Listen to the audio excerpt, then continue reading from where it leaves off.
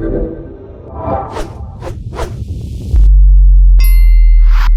right, Tom. Thanks for coming down. It's so much fun and showing me how to do a cold plunge the proper way. You didn't need anything from me, but it was fun.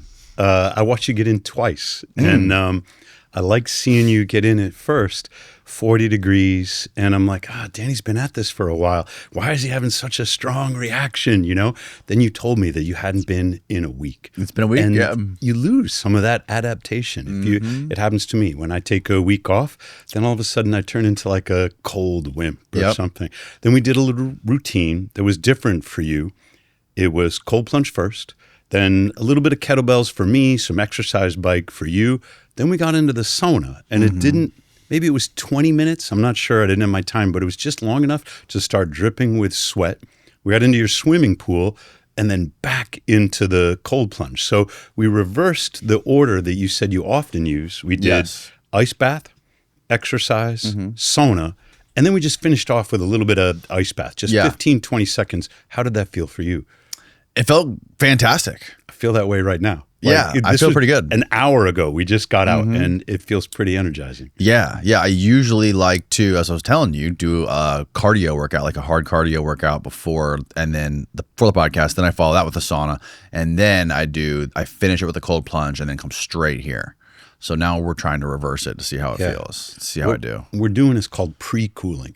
Yeah. And you've probably been listening to Craig Heller explain this to Huberman. He's like, he was doing per-cooling, extracting heat between sets during a strenuous workout. And Heller showed that if you cool the body, the mitochondria will increase their peak power output and they will not get fatigued. So cooling will help you reach a higher level of athletic performance.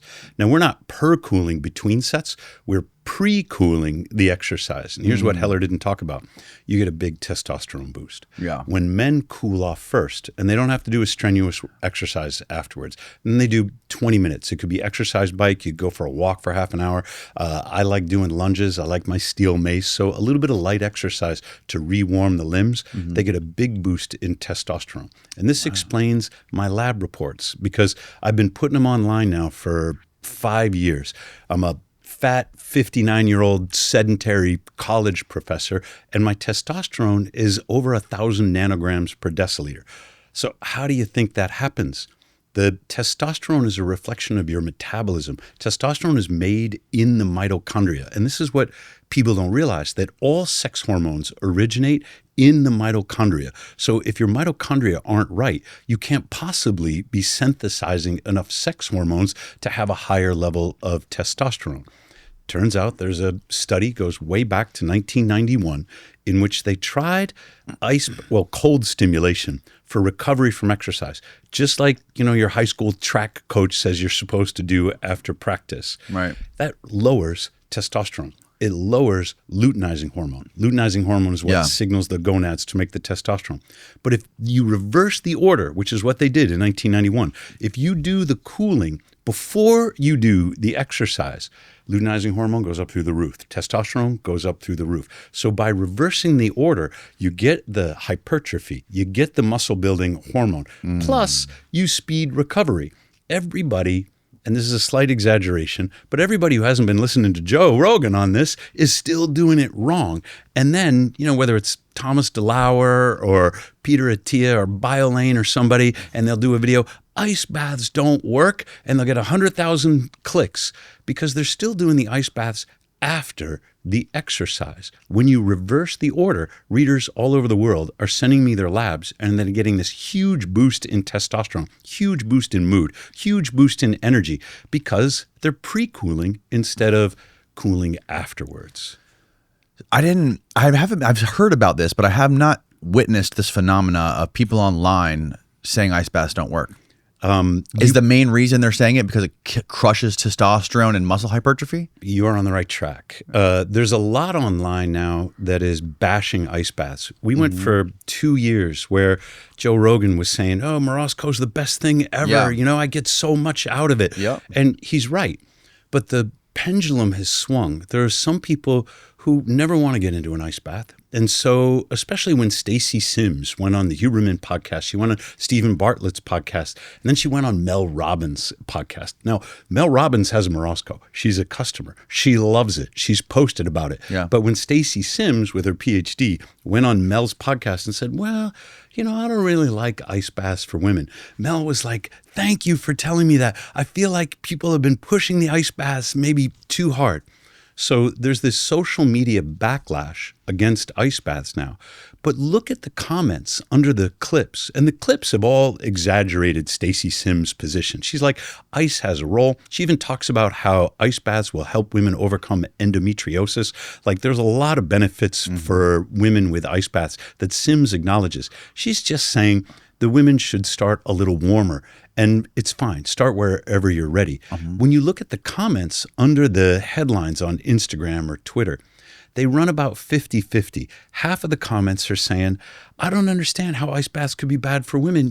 Ice baths saved my life. Ice baths rescued me from depression. Ice baths helped me lose 20 pounds.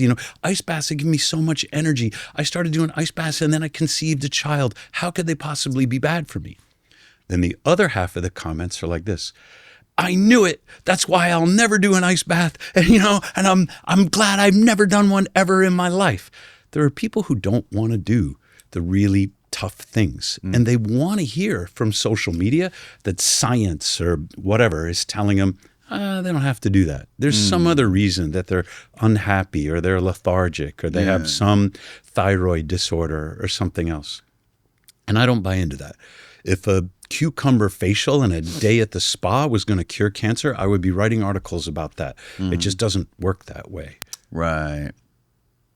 Now, you said that this stuff, when you specifically do workouts after you do like a cold plunge or do a cold bath, it boosts LH and follicle and FSH and increases overall testosterone dramatically, no matter how old you are? I have not measured the FSH. And the LH and the FSH have two different roles. If I'm remembering this correctly, the LH will stimulate testosterone production in the gonads, whereas the FSH is more responsible for sperm production. And those things are related, but they're also a little bit different. And I haven't tested FSH. I haven't examined sperm production. Right.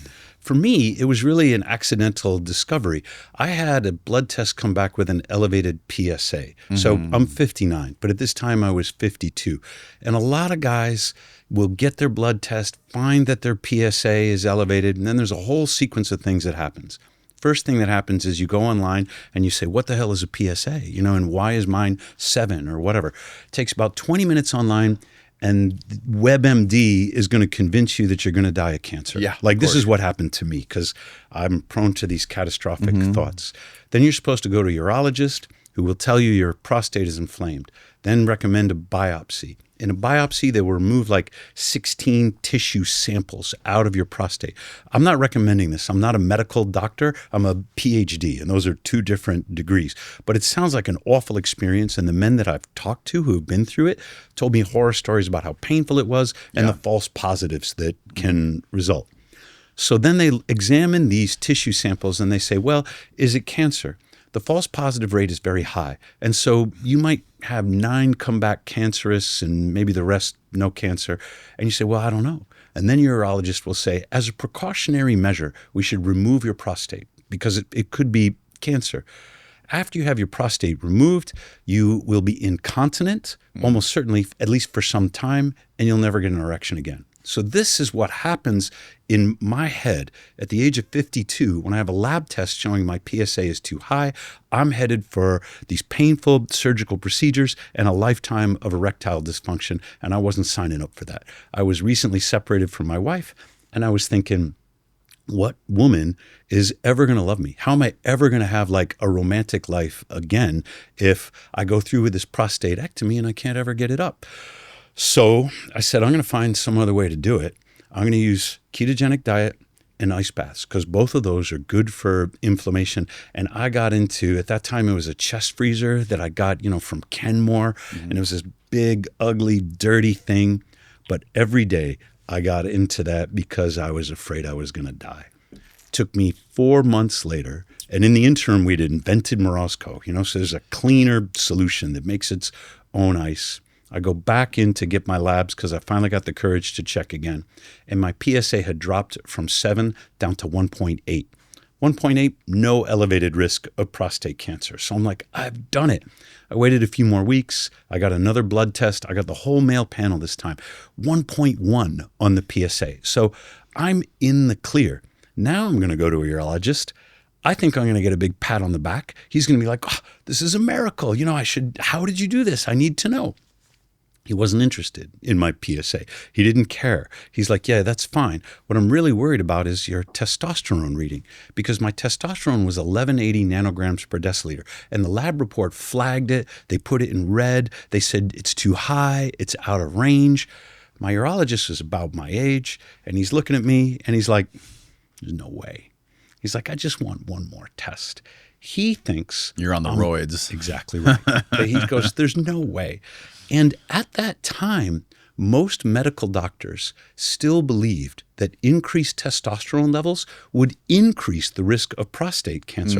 I even had a friend who had a prostatectomy, and he was on testosterone suppressing drugs because his urologist was saying, we really need to kick the crap out of this prostate cancer. We're going to suppress your testosterone. Testosterone is anabolic. It promotes the growth of cells. And according to this theory, we should get your testosterone down until we're sure that you're in the clear. Right. My friend gained like 30 pounds, of course, because he was feminized. He was chemically castrated, essentially. Right. He felt miserable. He had no energy, but it's what his doctor told him to do. So at that time, I'm at the urologist's office, and he's like, this guy, this college professor, he's on the sauce.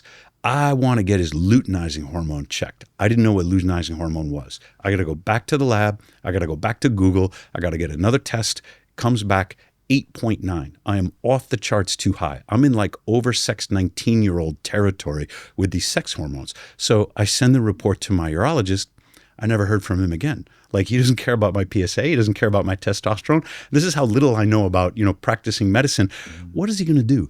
Change the way that he treats his patients? It makes no sense. Is some guy going to show up with an elevated PSA, and now this urologist in Scottsdale, Arizona is going to say, hang on a second, before I do any surgery with you, you should try the ice bath protocol, because that worked for a patient.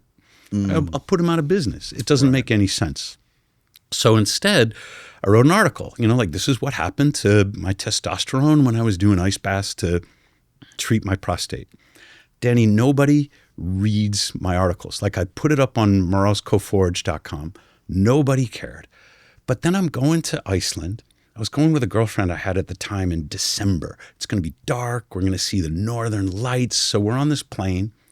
I land in Reykjavik, and I got to find this rental car under like 3 feet of snow. I have the worst part of the rental car is always trying to find the car. And I have to brush off all this. And my phone, now that it's back on, it's going boop, boop, boop, and all these signals. I get into the car, and I open up my phone in the cold, and all these people are saying, I saw you on the Joe Rogan show. I'm like, no. I think I would know if I was on Joe Rogan's podcast. Yeah. He read my article. He put my picture up there, and he said to David Goggins, I've been doing something different. This was December 2022. I have been doing the ice bath before I do the exercise. I've been doing this 3 days. And Goggins is like, well, how's that working? And Joe's like, it's hard, but it's working. Now, guys all over, they pause the video and they zoom in, and they found my picture and they found my article. They're reading the stuff. They're trying this protocol, and they send me their labs from all over the world. So I did some pretty well. You got it right here. I did the case studies, and I wrote them up in Uncommon Testosterone. Yes. Your Men first one was cold, and and the second one, this more recent one, is Uncommon Testosterone. Right.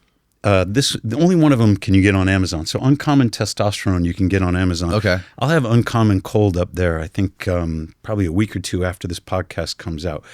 I started writing down the stories of the people who were trying this pre-cooling protocol. What happened to them? They send me their labs. So these are documented with real numbers. This is men and women who have way boosted their testosterone levels. Listen, I just learned about this badass new feature that YouTube's rolling out called Subscribe. Over 51% of the people that watch the show haven't hit our subscribe button. So if you just hit that little red button below, you're going to help us continue to get more exciting guests for you to listen to. But I also wrote about 2 case studies where it didn't work at all. And so you got to, why does it work for some people, but it doesn't work for others? Yeah. In one case, there was a medical doctor in Canada, and he was taking a medication that suppresses testosterone synthesis. So it didn't work for him. Okay. But another guy had been on TRT for 3 years. And he was one of the unusual men that said, well, I want to go back to being natural and see how that feels. His testosterone came down. He says, I'm going to try this protocol instead. And it didn't rescue a low testosterone. He was like in the 600s or something. He wanted to do better. When you're on TRT, even if you're taking the female placental hormone drugs that will maintain your sperm production, your gonads lose the lose the capacity to produce your own testosterone. So you've been on TRT for years. Your body knows you got plenty of testosterone. Instead of signaling the gonads to make more, they're like, hey, gonads, take a break because, we're getting it from injections or we're getting it from creams or whatever. We don't know whether this guy will be able to bring his testicles back online, so to speak, but that's his health goal. That's what he wants to try, and he's got to take care of his mitochondria to do it. So I'd like to check in with him in another year. How are your levels? He's making some, but he might not be all the way back. And this is the one thing that bothers me about TRT. How long was this guy on it before he tried 3 years. 3 years? There are other people who have been on for longer, quit, and from what they say, Rebound. They're okay. Yeah. But in his particular case, now you and I, we both know Mark Bell. Yeah. He's delightful, wicked smart. He's like a scientist, working on his own body. He's never going to, maybe he will in the interest of science or something, quit, taking steroids someday. But he's found something that works for him. And I remember Huberman saying, he's a freak who eats Skittles every day before he works out. Right, now he's trying this sugar diet. Psycho Mark Bell. God bless him, because he can go do the crazy things that I don't have the courage to try. And then he can podcast about it, tell the world, hey, this is what happened to me when I tried the sugar diet. Yep. And I think that's a ridiculous idea. But he brings his sugar way up, his protein way down, his fat way down, and then he reports what happens to his body composition. Yep. And I guess if you do this temporarily, you can get some improvements in body composition. Thank God Mark Bell's experimenting. What he's not telling us is what happens when a man decides he wants to go natural. The boost that you get in your mood and your energy and your competitive drive and your motivation, when you fix low testosterone, it is like changing the quality of your life as if you've turned the lights back on. And this is what men are telling me, men who are in the 200s or the 300s, and they get themselves up into 900 territory, and they're like, I'm never going to go back. So I think a lot of guys will stay on TRT because they're afraid. They don't want to lapse back into depression and low energy. But for those people who are ready to quit, they got to wake their nads back up. For women, it's different. When a woman goes into menopause, her ovaries, it should be clear, are just not as active. But only 25% of the testosterone in a woman's body is made in the ovaries. So the rest of it comes from skin cells, fat cells, and adrenal glands. There's no reason for a postmenopausal woman to have low T just because her ovaries aren't as active. If she gets in the ice bath, she stimulates her skin, fat, and adrenal glands. So I got 2 case studies of women, one who she's 32, she's still fertile. She still menstruates. She's on a regular cycle. She doubled her testosterone levels after her ice bath practice. But another woman, she had her ovaries and her uterus surgically removed. She's postmenopausal. She's in her early 60s. She was on hormone replacement therapy. When she started doing ice baths, she went from 14 to over 160 nanograms per deciliter in testosterone. And then her doctor was like, we got to get you off the hormone. You are plenty high. So I asked her, are you growing a mustache? Like, are you feeling masculinized? She goes, I feel great. I feel great, Tom. She didn't sound like that at all, but you get the point, right? What would be the benefit for somebody like Rogan, though? Because he's on TRT. He's been on it forever, according to him. And if he's doing the workouts after the cold, then, I mean, can people that are on testosterone increase their natural testosterone by doing this? I don't have any labs from Rogan. I mean, I've watched what he says, what he's told me, and we can take him at his word here. But I'm going to speak to people who are using TRT and ice baths at the same time first. One of them was former airborne. He was medically discharged. He was doing a jump. He broke his hip. So this guy is a military vet. He's jacked. But he was also depressed and contemplating suicide. His T was down at like 220. His doctor said, let's get your testosterone up, see how you feel. So he got up to like 700s, 800, and then he started doing ice baths. His mood improved. His testosterone went up to 1400. So when he was stacking the TRT on top of the ice baths and then exercise protocol, it's like he got the double extra boost. Whoa. Right. Now that guy, I think of him as an extreme athlete. He's working out all the time, and his mental health really requires it. So the TRT got him up to like the 700s, and then the ice bath got him into 1100. 700, totally normal. That's a good reading. Middle-aged man in the 700s is doing fine. But the ice bath gave him another, like almost doubling. So, but that's I would be curious to see if people could go on testosterone replacement therapy while doing ice plunges and workouts every day. That's what he did. And completely maintain their natural production. I would be curious. If not elevate it simultaneously while taking exogenous testosterone. So I got a couple of case studies like that. But let me finish with this like stacking. There was another guy. He's just a businessman. He's not like special forces or anything, and he's not working out hard. Very similar story. Low T, went on TRT. He got a good boost from his TRT like he's medically supposed to.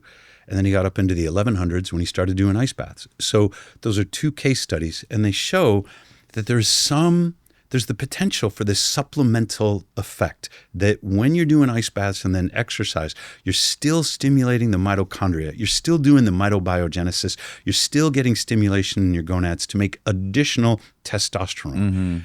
Now, you could back off your TRT. You could maybe taper off the TRT. To my knowledge, neither of these case studies have done that. But there are other case studies, and these are men who were low, and they said, I don't want to do TRT. I want to try natural first. And guys down 400 and below.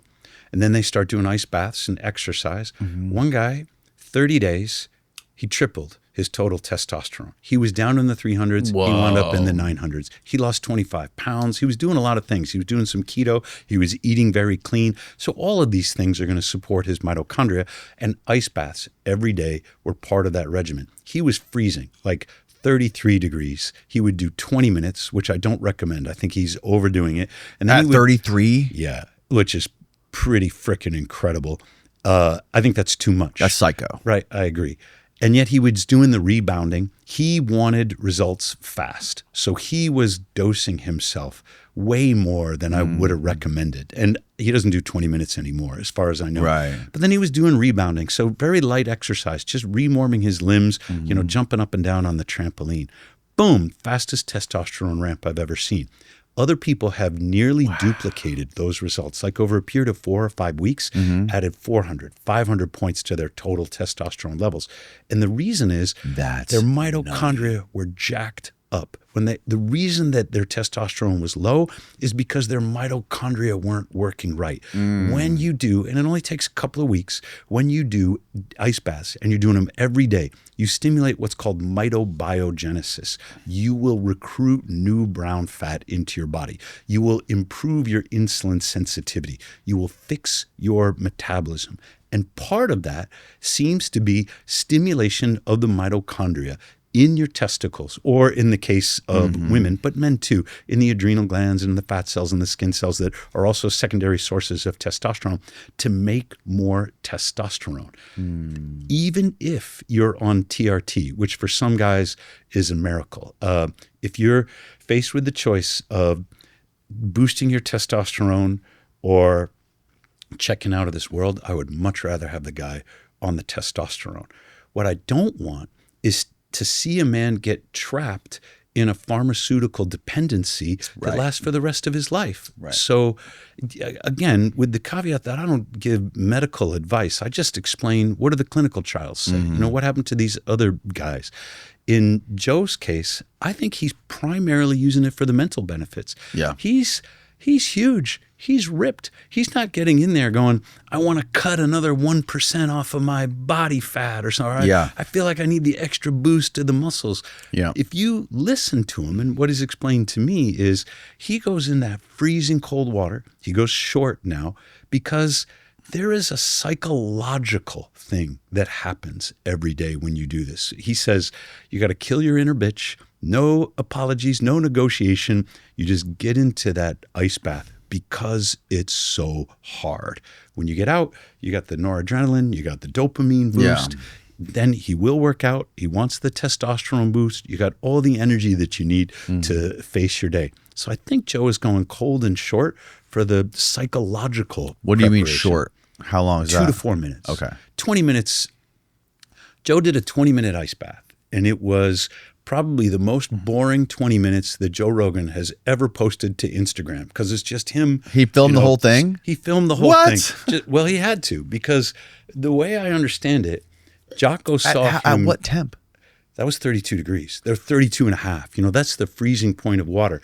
He did his first ice bath ever. It was in Morozko.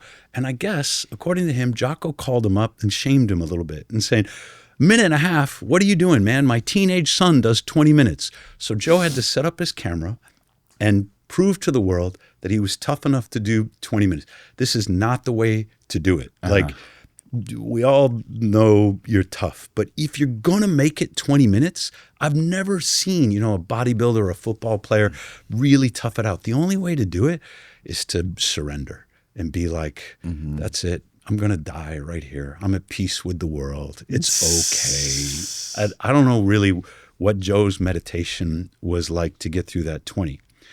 But there was one of the kids who saw him.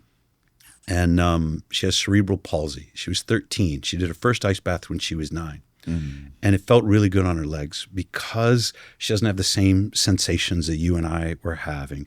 Her mother let her do the ice bath because she was reporting how good this felt on her feet. She saw that Joe Rogan did the 20 and she said, Mom, I want to beat him. So, she got into my ice bath and her mom was texting me. And she's like, is this okay? And I'm like, it's fine. I don't recommend 20 minutes, but it's not harmful. Right. You'd have to go for like an hour for hypothermia to really set in. She goes, well, it's been 20 minutes. She just beat Joe. Should I get her out? And I'm like, kids know when to get out. Turns out this child, super competitive. Like, even though she knows that she has, she's one of the special needs kids at school. She doesn't want anybody to notice. Like, she has overcome. The doctor said she might never walk. Now she's running around because she has a very strong will. 25 minutes. She looks okay, but I don't know. I'm really worried. She's fine. She'll know when to come out. 28 minutes. I feel like maybe I should take her out. I'm like, I don't know. I don't want to be the one to, you're the mom. She's the kid. I'm not there. 30 minutes. Get her the hell out of there. Like, what is she thinking? She could barely walk because one of the things that will happen if you stay in too long, you lose dexterity. You lose motor control. Now, that's not dangerous. You just shouldn't be driving a car or a forklift or anything. Now you need rewarming. Well, fortunately, I live in Phoenix, Arizona, so I have overdone it a couple of times. If I'm trying to impress a girl or if I'm shooting an Instagram video or something like that, I've done as much as 22 minutes. And then I have no, my brain fog sets in. I have no motor control. I can't. The answer is rewarming. If you find yourself in a situation where you've overdosed the cold, get some red light, get a sauna, wrap yourself up in a blanket, rewarm. In her case, I said, put her in the car. In Phoenix, Arizona, you park a car in the sun in the parking lot. It's going to be up to 180 degrees before you know it, right? Just do a car sauna. You can crank up the heat. You can go for a little drive if you want. She rewarmed. Good rule of thumb is 2 minutes of rewarming for every minute that you were in there. So that would be an hour, and that's fine. And now she has an experience she can tell her schoolmates about how, she beat Joe Rogan. I hope she never does that again. Good Lord. Right. That's crazy. So when I say cold and short, 2 to 4 minutes. I mean, that's all I'm in there 2-3 minutes a day. Sometimes I'll do twice a day, but I don't, every once in a while, I'll be shooting a video and people on Instagram will say, how does he do that? I can barely put 2 words together. And the fact is, I'm not that great at it. Sometimes I need like 3 takes. You're not seeing when I've screwed up. Yeah. And I'll be in there for 8 or 9 minutes so we can get the take right. Then I'll have to go out in the parking lot with the kettlebells. I'll have to get some exercise. I'll have to rewarm. It'll take me half an hour. There's no long-term ill effects, but one of the safety protocols that we publish at Morozko is give yourself time to rewarm before you do anything that requires dexterity. So when did this stuff become popular? Like when did it hit the mainstream? Because I want to say the first time I ever heard about doing this was maybe like 2010, 2009. You were years ahead of me. But like it wasn't on podcasts. I would see it like, you know, in sports documentaries, things like this. And I had never even thought about, you know, trying to do it for my own benefit. Obviously, you're not the quarterback for the Pittsburgh Steelers. Why would you be doing it? Right. And then, you know, eventually, you know, sometimes you see like Instagram videos of NFL players like in the locker room going in the cold water after a game or something like that. The hockey guys are the most ridiculous. They'll like jump right in there in their uniform and stuff, but they're all Canadian. So I suppose they're used to the cold. Yes. Well, we have some of the best hockey teams in Florida too. I know. Ironically. But so like at what year and why did it really start to take off in like the mainstream? So I think Wim Hof, you know, swimming under the ice and running marathons through Finland and stuff, he did a lot to popularize it. And then Scott Carney wrote a book called What Doesn't Kill Us. And it was the first real popular journalistic account of what Wim Hof was doing. Scott prides himself on debunking grifters and charlatans. And so Scott went to Poland with Wim Hof and he's like, you know, I'm going to tell the whole world what a criminal this guy is, you know. Scott goes through the whole program.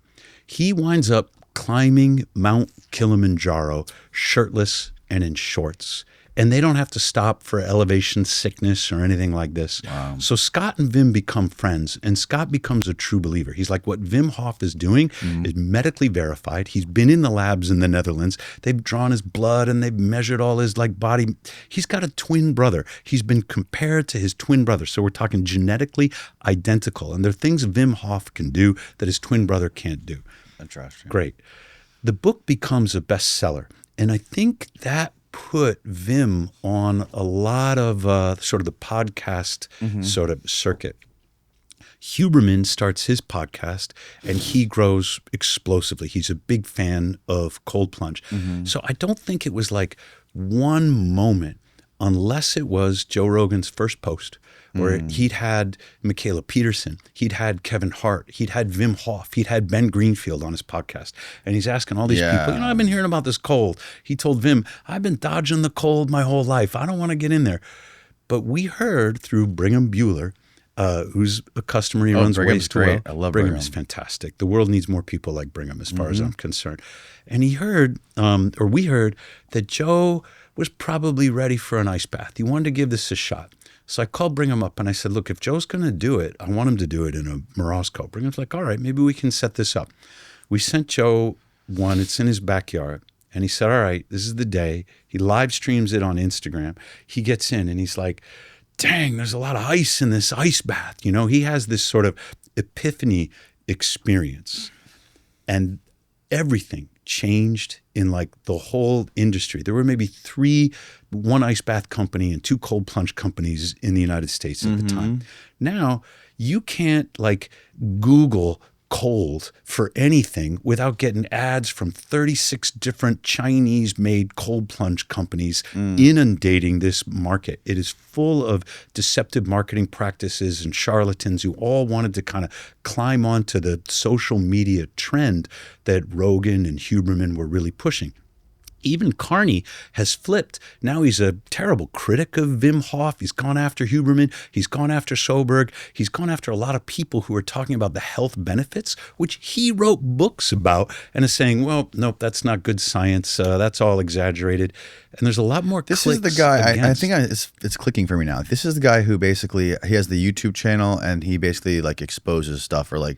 He loves that. Okay. Yeah, it's his thing. And I mean, I don't want to say he's bad at it. He's got a number of books, but he's getting more clicks on YouTube now for bashing cold plunge, bashing brown fat, bashing the scientists than he was when he was promoting it. Now, if you're a journalist, you got to live on book sales and clicks, as you know. And so he's doing what's popular, and he's left the science behind because the audience doesn't really want to hear it. There's even Joe and Andrew Huberman won't talk so much about cold plunge anymore. However, I wrote the frickin' book. I've got 600 scientific citations in that uncommon cold book. So if you're curious about how to use ice baths, about the mechanisms by which ice baths or cold plunge therapy are going to benefit your health, now you don't have to follow Instagram accounts or something. You can read it for yourself. Well, that lady Susanna.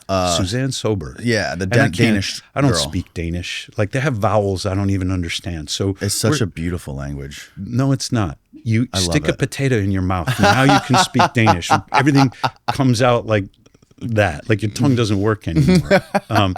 But, there are beautiful people there. And I don't want to say anything disparaging about the Danish people in general. I'm just saying that's a very difficult language for me. It is a very difficult language. But when it's spoken the right way, it sounds very nice, I think. Well, she did her dissertation. They're on healthy brown people fat. too. Say again? They're super healthy people. Absolutely. It's They weird. They eat, like, fish is a huge part of their diet. They spent- live in a cold part of the world. I spent a week in Denmark, and I ate like a king. The cheese, the pork, the bread. I'm kind of a low carb guy. I'm eating bread while I'm in Denmark. I lost 5 pounds on that trip. Did you have any licorice? You dang right I did. The They're black that licorice black over there, licorice, like it's the first time you fantastic. try it, it's Yeah. kind of like, and then you like pop another one. It's like, whoa, this stuff's amazing. It turns out that there is a medicinal ingredient that happens naturally in black licorice. Like Lakrids. the red licorice is just candy, but the Yes, black the black, yeah.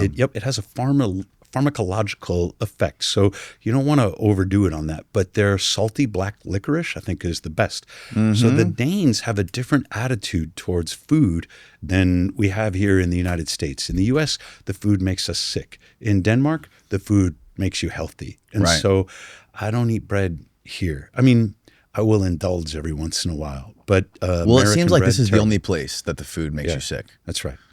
No other place I've been to is like America. It's insane. I agree, which means you really have to travel abroad and experience it for yourself to really believe it. Because we now live in this world, it's unfathomable to think that our government recommendations, like ever since they were teaching us about the food pyramid as kids, are poisoning us and making us sick. Yeah. It's going to turn you into a conspiracy theorist if you weren't starting with one. But it's true. It was seed oils and sugar that killed my mother.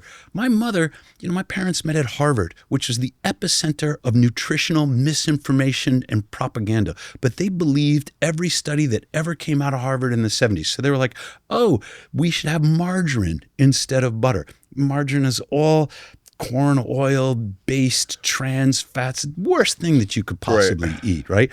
We should have skim milk instead of whole milk. My mother, I watched her health decline into Alzheimer's because she believed everything that the government and those fake studies coming out of Harvard were telling her.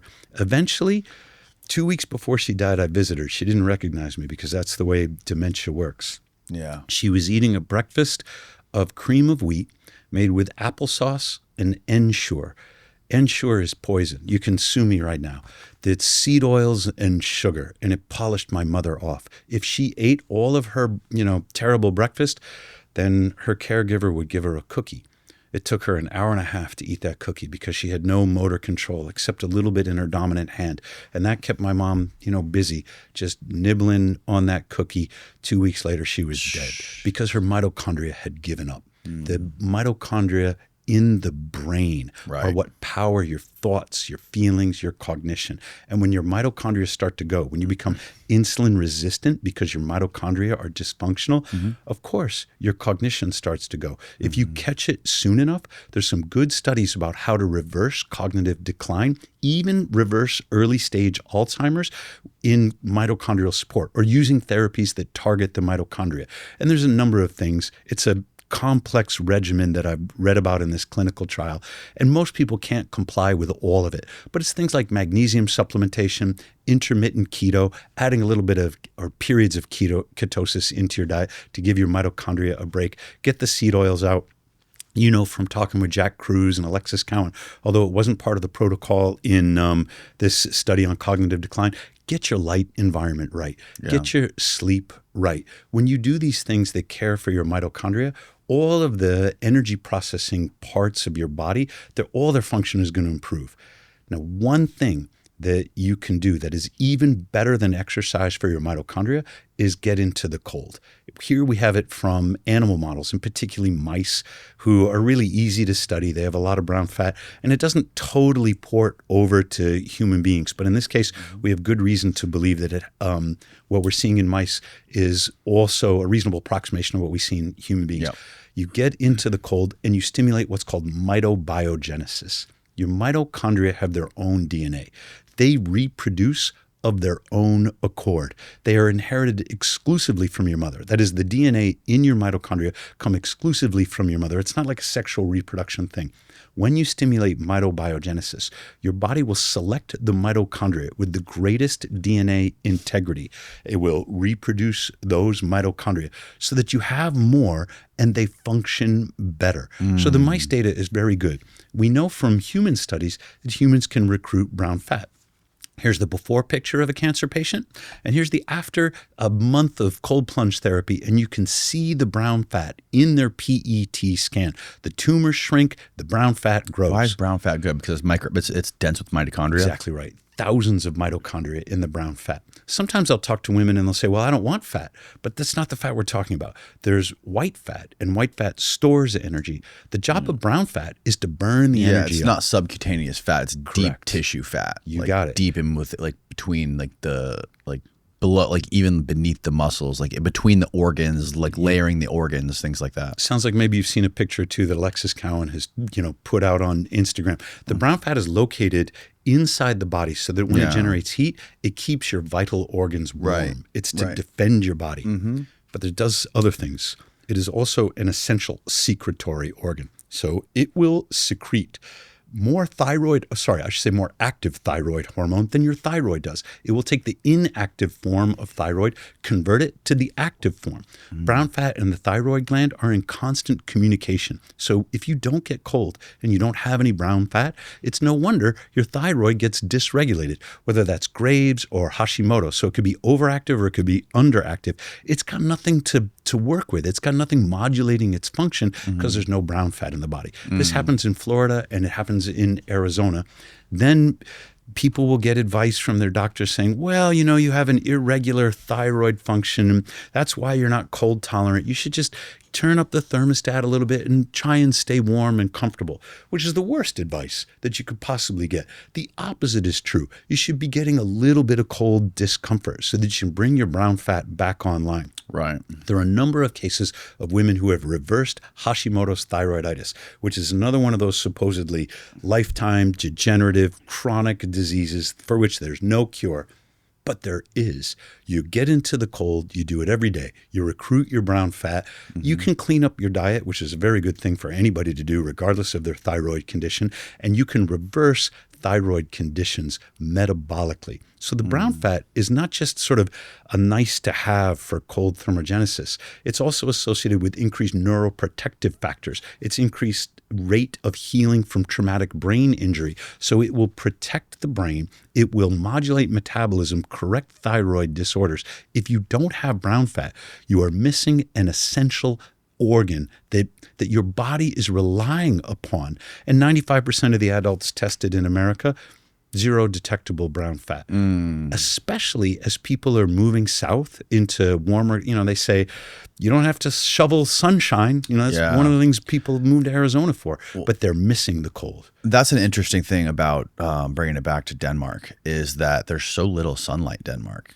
It's a very dark part of the world, right? And it's always cold. So it's almost like nature has this way of balancing out for you, balancing it out for you. Correct. So like, because if you have the lack of sunlight, which is another fundamental source of mitochondrial fuel, it will compensate for the cold. And another thing Alexis was saying that blew my mind when she was on here was that people up in those northern latitudes, that's why they have lighter eyes. Because they can bring in more light with the lighter eyes, and people at the equatorial latitudes have darker eyes because they have so much light they don't need it. Correct.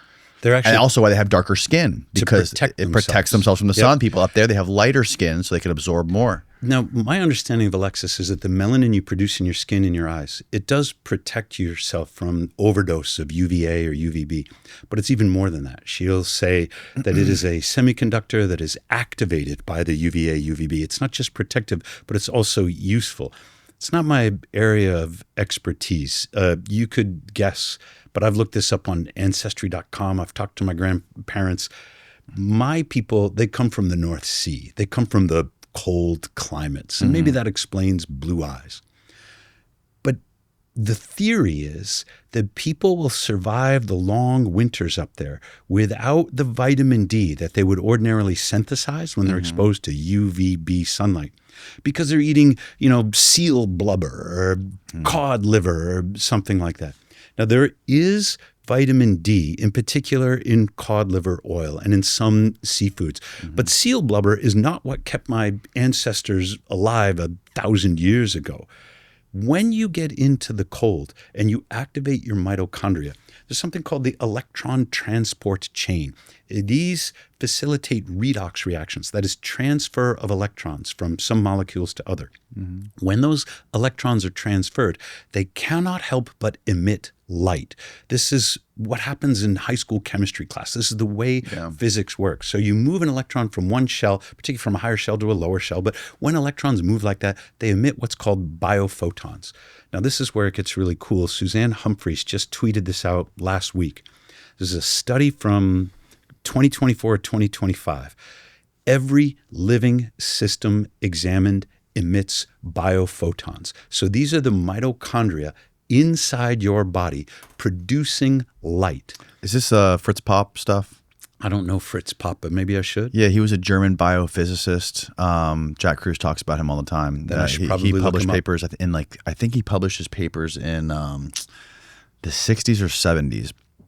But he talks all about how DNA and cells create UV light, small amounts of UV light, a little bit less than like bioluminescent creatures. But it was controversial at the time, but I don't think it's super not controversial anymore. Yeah. Yeah. It is very difficult to detect. They call it ultra weak. Yes. And they say ultra weak because they have such a hard time finding it. Well, when the light is being made inside the cells of your body, how the hell are you supposed to detect it? We're not really talking about phospholuminescence, which is a creature that, these happen in the ocean, that lights up. Fireflies are a wonderful example of this. In the summer, if you're in the Midwest and you see the fireflies, they're communicating with one another by producing visible light. But this light, the biophotons, they don't escape from the body at the same rate as phospholuminescent creatures would. So to detect it, they have to multiply a very weak signal. And this is something that has been difficult to do until recently. So there's a lot of misconceptions around biophotons. Things like, if your cells are making light in the cold, then why don't people in Scandinavia have a tan? And it's frustrating to deal with these misconceptions. This light is inside. Yeah. When it's inside your mitochondria, the photons that are in the UVB wavelength, and all wavelengths are produced, but that portion in the UVB is right next to the cholesterol molecules. The light doesn't have to travel anymore. When it intersects that cholesterol molecule, it will convert it to pre-vitamin D. The molecule has no choice. Again, this is physics. So you're making light inside your mitochondria that intersects cholesterol inside your brown fat cells, converts the cholesterol to pre-vitamin D that is then metabolized into all the different forms of vitamin D in your body. And for a long time, and by a long time I mean like 3 years, nobody would believe me because blood serum tests will not show an increase in the form of vitamin D that they typically test for in a normal blood serum test. You say, well, if you're getting cold and you're producing these biophotons, why doesn't the vitamin D show up in your bloodstream? Because vitamin D is fat soluble. It doesn't have to go into the bloodstream. It will stay right in the brown fat until your body needs it, and it'll be gradually released, right? We shouldn't really expect to see it in the bloodstream. But then, this is a month ago, study came out of Poland.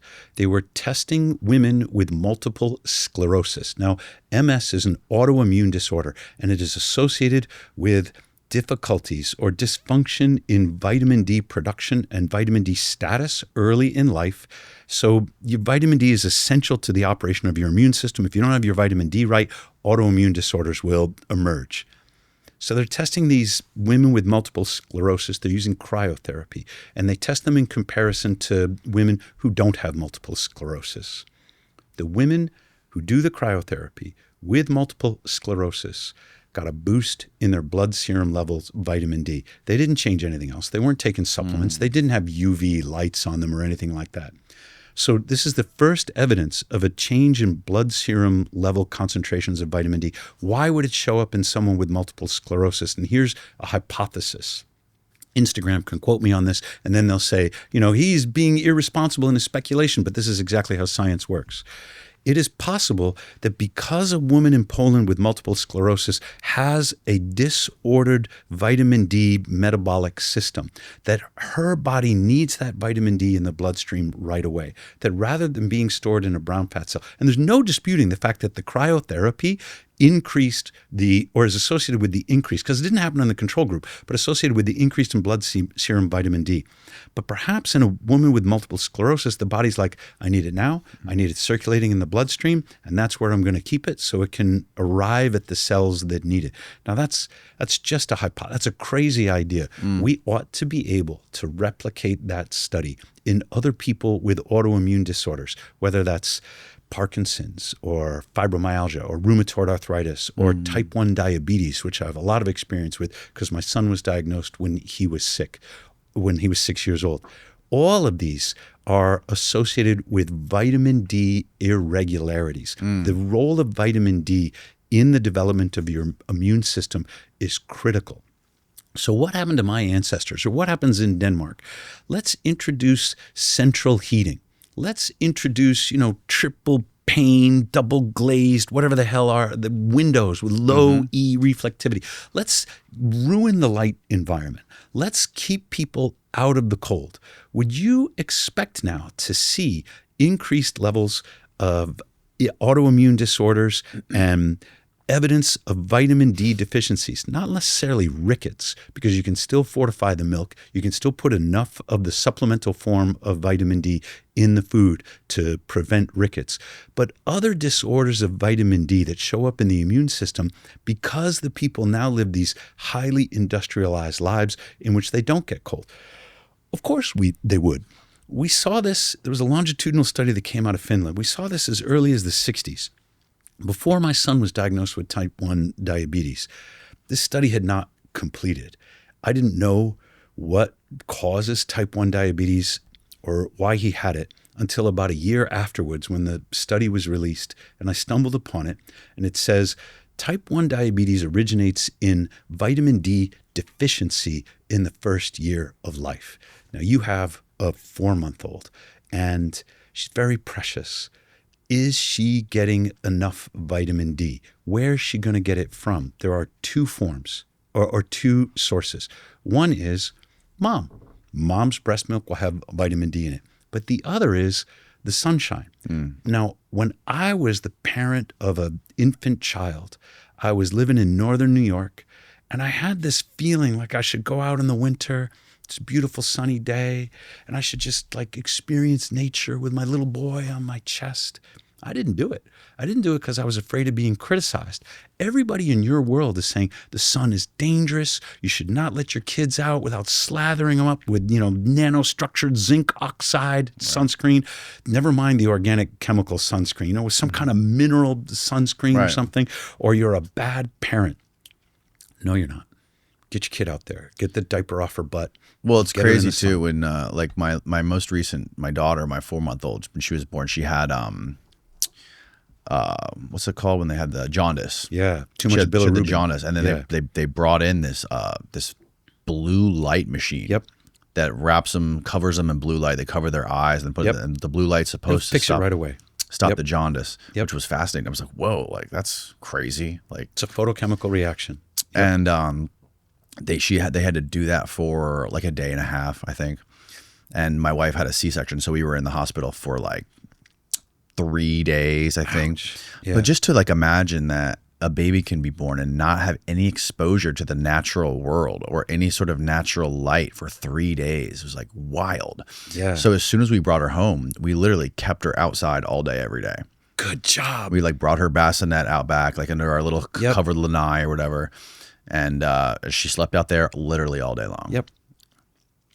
So you're doing great. There's an odd practice in Denmark that shocked me.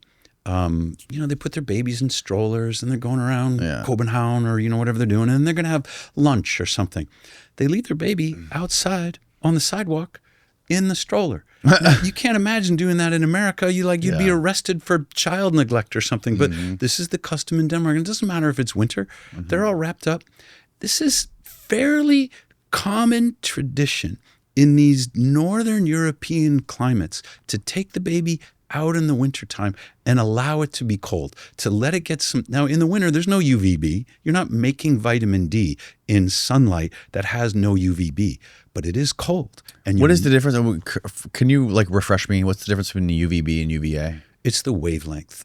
So the shorter the wavelength, the more energetic the light is. There's visible light. Right. And so you go all the way to blue, and then it becomes invisible. Bees can see ultraviolet light. Yeah. We can't. But a flower that hasn't been pollinated will emit ultraviolet light because it has a static charge on it. So the bee can see it, know that flower hasn't been pollinated, go pollinate it, fly off, and all the bees will know which flowers have been pollinated and which haven't. But we don't see it. So UVA is the longest wavelength in the UV spectrum. That's the early morning light. Yeah. It's the first one that comes online in the morning. Yeah. In the morning, you'll get the infrared, the near infrared. Things are starting to warm up. Because the sun is so low in the horizon, it has a very long path through the atmosphere. And so the shorter wavelengths of light are all attenuated or refracted off. The sun comes up, and the first part of the UV spectrum to appear is the UVA. That's the longer wavelength. You have to let the sun go further up, shorter path through the atmosphere for the UVB to come on. This is very important. There is no exposure in the natural world to UVB light without UVA being present and without infrared and near infrared being present. By the time you get to UVB, the UV, which is the shortest of the wavelengths, UVA will be there and all the infrared spectrums will be there as well. So you're saying that during the winter, there's no UVA? There's no UVB. No UVB. There's no UVB in the northern latitudes. It's because the sun goes down so low. Like when I was in Iceland in December, I forget, we had maybe 4 hours of sunshine, but the whole day was like sunset. So it's actually gorgeous. If you're going to shoot a movie or something, Iceland is the way to go because you have such great light. The sun is so low on the horizon that it's always a long path through the atmosphere, and there's no UV light in that. So where I was living in northern New York, there would have been no UVB light if I took my son outside. But there would have been cold, and the cold would have produced light inside his body that still would have made some vitamin D. Right. In Florida, you're far enough south so that even in the wintertime, and here we're recording in September, we're not all the way through the equinox, but you'll still get some UVB during the middle of the day at the latitudes at which you live.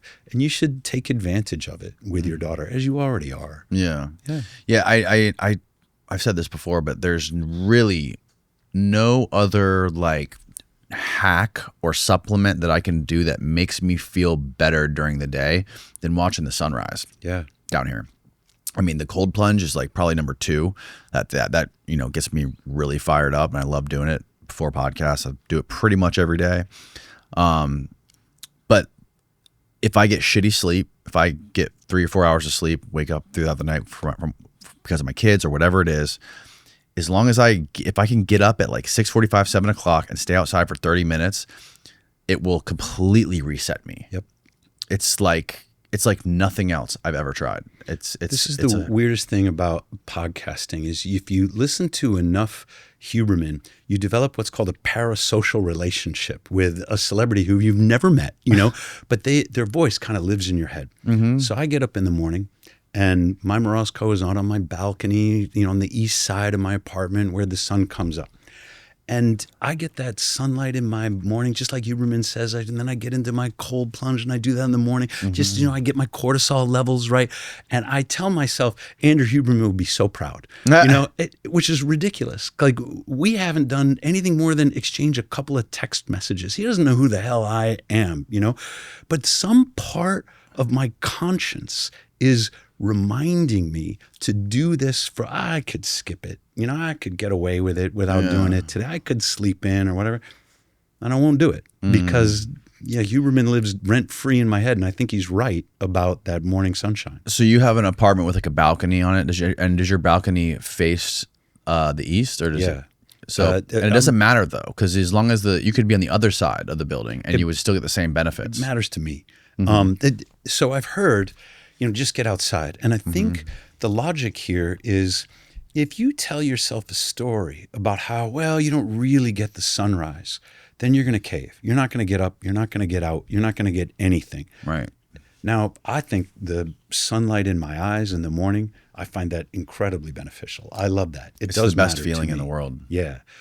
But just because if I didn't have that east-facing balcony, it would still be good for me to get outside in the morning, get some of that civil twilight and that dawn light going on, even if I don't have the perfect view. So I don't want people to get the idea that if they don't have, you know, a balcony facing east, then they don't have to go outside. Right. Yeah, they should still do that. Yeah, I mean, when the sun's rising, I can't see it from my backyard. I can't see it until it gets up past a certain level. Yep. But I still feel fucking phenomenal after spending the first 30 minutes outside. Out of way. I still can't get the courage to drag my carcass out of bed and go into that cold plunge first. You will. Thing. We've done this, I need a couple hours first. Danny, I'm going to be living rent free in your head for a little bit. You're going to get up in the morning and you'll be like, dang that Professor Seager. You know? I will tell you what, though, every time I've done the cold plunge before my cup of coffee, I never even touch the coffee. Don't even need it. That's interesting because I'll do both. I go out on my balcony with the coffee in hand. I've never really tried, although I've heard other people say, you're not going to need that coffee when you get in the cold plunge. I don't know. My routine is a little bit different. So well, the first time I ever did the cold plunge, I got out and I felt just like an unbelievable surge of energy and dopamine, like nothing I've ever experienced in my life. Yep. But that's subsided over time. It makes sense. So how, and I think I asked Alexis about this. I don't remember what she said, but this was somebody else I talked to. Is it true that if you do it every day versus doing it maybe 1 or 2 times a week, the everyday use will sort of taper the experience and sort of build your tolerance up to a level where you're not experiencing that it is. That dopamine rush? A little bit on the dopamine. The big one here is cortisol. When you're naive to cold exposure and you get in for the first time, it's a stressful event. You get a big cortisol boost. And so now people will go online and they'll say, oh, cold is so stressful. You shouldn't do it. It'll burn out your adrenals. Too much cortisol. Yeah, it's all bullcrap. Because if you do this for a couple of weeks, and there's clinical data coming out of the Lithuanian Sports University, coming out of some of the Eastern European universities, Finland's very good on this, clinical data that track people who do regular cryostimulation, so whether that's a cold plunge or in a cryo chamber, and they do this for weeks. The cortisol spike does not continue. It's not like every time you get into the ice bath, it's not like you fail to acclimate. You actually get better at managing your stress response by using a hormetic stressor. So there's two things about cortisol that are really interesting. One is if your cortisol is already high, the best data that I've seen coming out of the Lithuanian Sports University is even if you're naive to the cold does not boost it anymore. It's like your body knows you got plenty of cortisol. You're doing fine. Yeah. You won't need it. And over a few weeks, the cortisol spike, if you are naive to cold, begins to diminish and you get a muted cortisol response. So one of the ways to deal with cortisol irregularities, ironically, is to adopt a cold plunge practice and to do it regularly. There's other things you can do. Breath work is pretty good. Anything that will help you manage stress. But there's a really unusual story that comes from Mitch Wisnowski of the 49ers. And he's like What position is he? He's the punter. There's this thing happening in the NFL where there are academies in Australia teaching former Australian rules football players how to punt according to the NFL rules. Because I guess the kids in Australia, I don't know, there's a lot of punting or something in Australian rules football. Like they seem to understand how to do it. They teach them the NFL rules. Their football is rugby, right? But they call it, I think they have rugby too. They have think regular American football? No. Oh, okay. They have Australian rules football, which is much more brutal than like if you, I don't know, take the pads off of them, take the helmet off them, you get these crazy Australians to run full speed into one another. Like I don't exactly know how it works, but Mitch knew how it worked and he knew he wanted to be a professional athlete when he was a kid. Thing is that didn't work out for him. Instead, he wound up like installing Windows or something.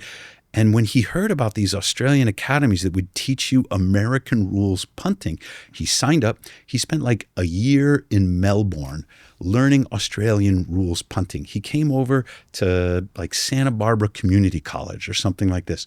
And he walks on and he gets the job as the punter. He transfers to maybe Utah University, but it's a D1 NCAA school. And he's the punter. He wins the Ray Guy Award, which is the best college punter in America. He gets drafted by the 49ers. He's already like 4 years too old or something. But the 49ers say, all right, we'll take a chance on the old guy. The problem is that climbing the ladder like that for him gave him a bubble in the retina behind his eye that was full of cortisol. He experienced these like visual disturbances and he goes to the doctor and the doctor says, you got to get your stress down. You've got you're overproducing cortisol. If you don't quit your stressful lifestyle, you're going to lose sight in that eye. And Mitch goes, he's like, well, I'm a punter, I can't quit now. I've got to find something to get my cortisol levels down without quitting my football career. So what does he do? Breath work and cold plunge. He goes back to the doctor, and this is months later, and he says, Doc, I've been doing this breath work and cold plunge. How does my eye look? And the doc is going, I've never seen anything like it. You don't have a cortisol bubble anymore. What have you been doing? And Mitch is like, I told you, breath work, cold plunge. He goes, well, whatever it is, you just keep that up. Next thing you know, Mitch is in the Super Bowl, at top of his game, punting great. That doesn't speak for the whole team. They'll have their ups and downs, but Mitch is extending his career and managing his stress levels, doing what most people would tell him is just going to ruin his stress. What people on Instagram believe about ice baths and stress is not supported by the data. There's something called exposure therapy, or another term for it might be stress inoculation. If you're having trouble with stress, the answer is to titrate the stress, to give your body experience with levels of stress that you can tolerate, gradually increasing the dose of stress so that you no longer wind up dysfunctional or disabled by the stress. There's a difference between distress, which will be debilitating, and what's called eustress, which is a good stress. And you can move your own personal stress tolerance sort of to the right on this graph, where the stress is beneficial for you when you get better at managing it. So, you and me going into the cold plunge before we do a podcast, freaking perfect. Like we're in a state at which, what's going to bother us? Steve is late. Who cares? Steve's like, we were actually the ones that were late. We were like an hour and a half late. It's true. I was just going to throw him under the bus. Right?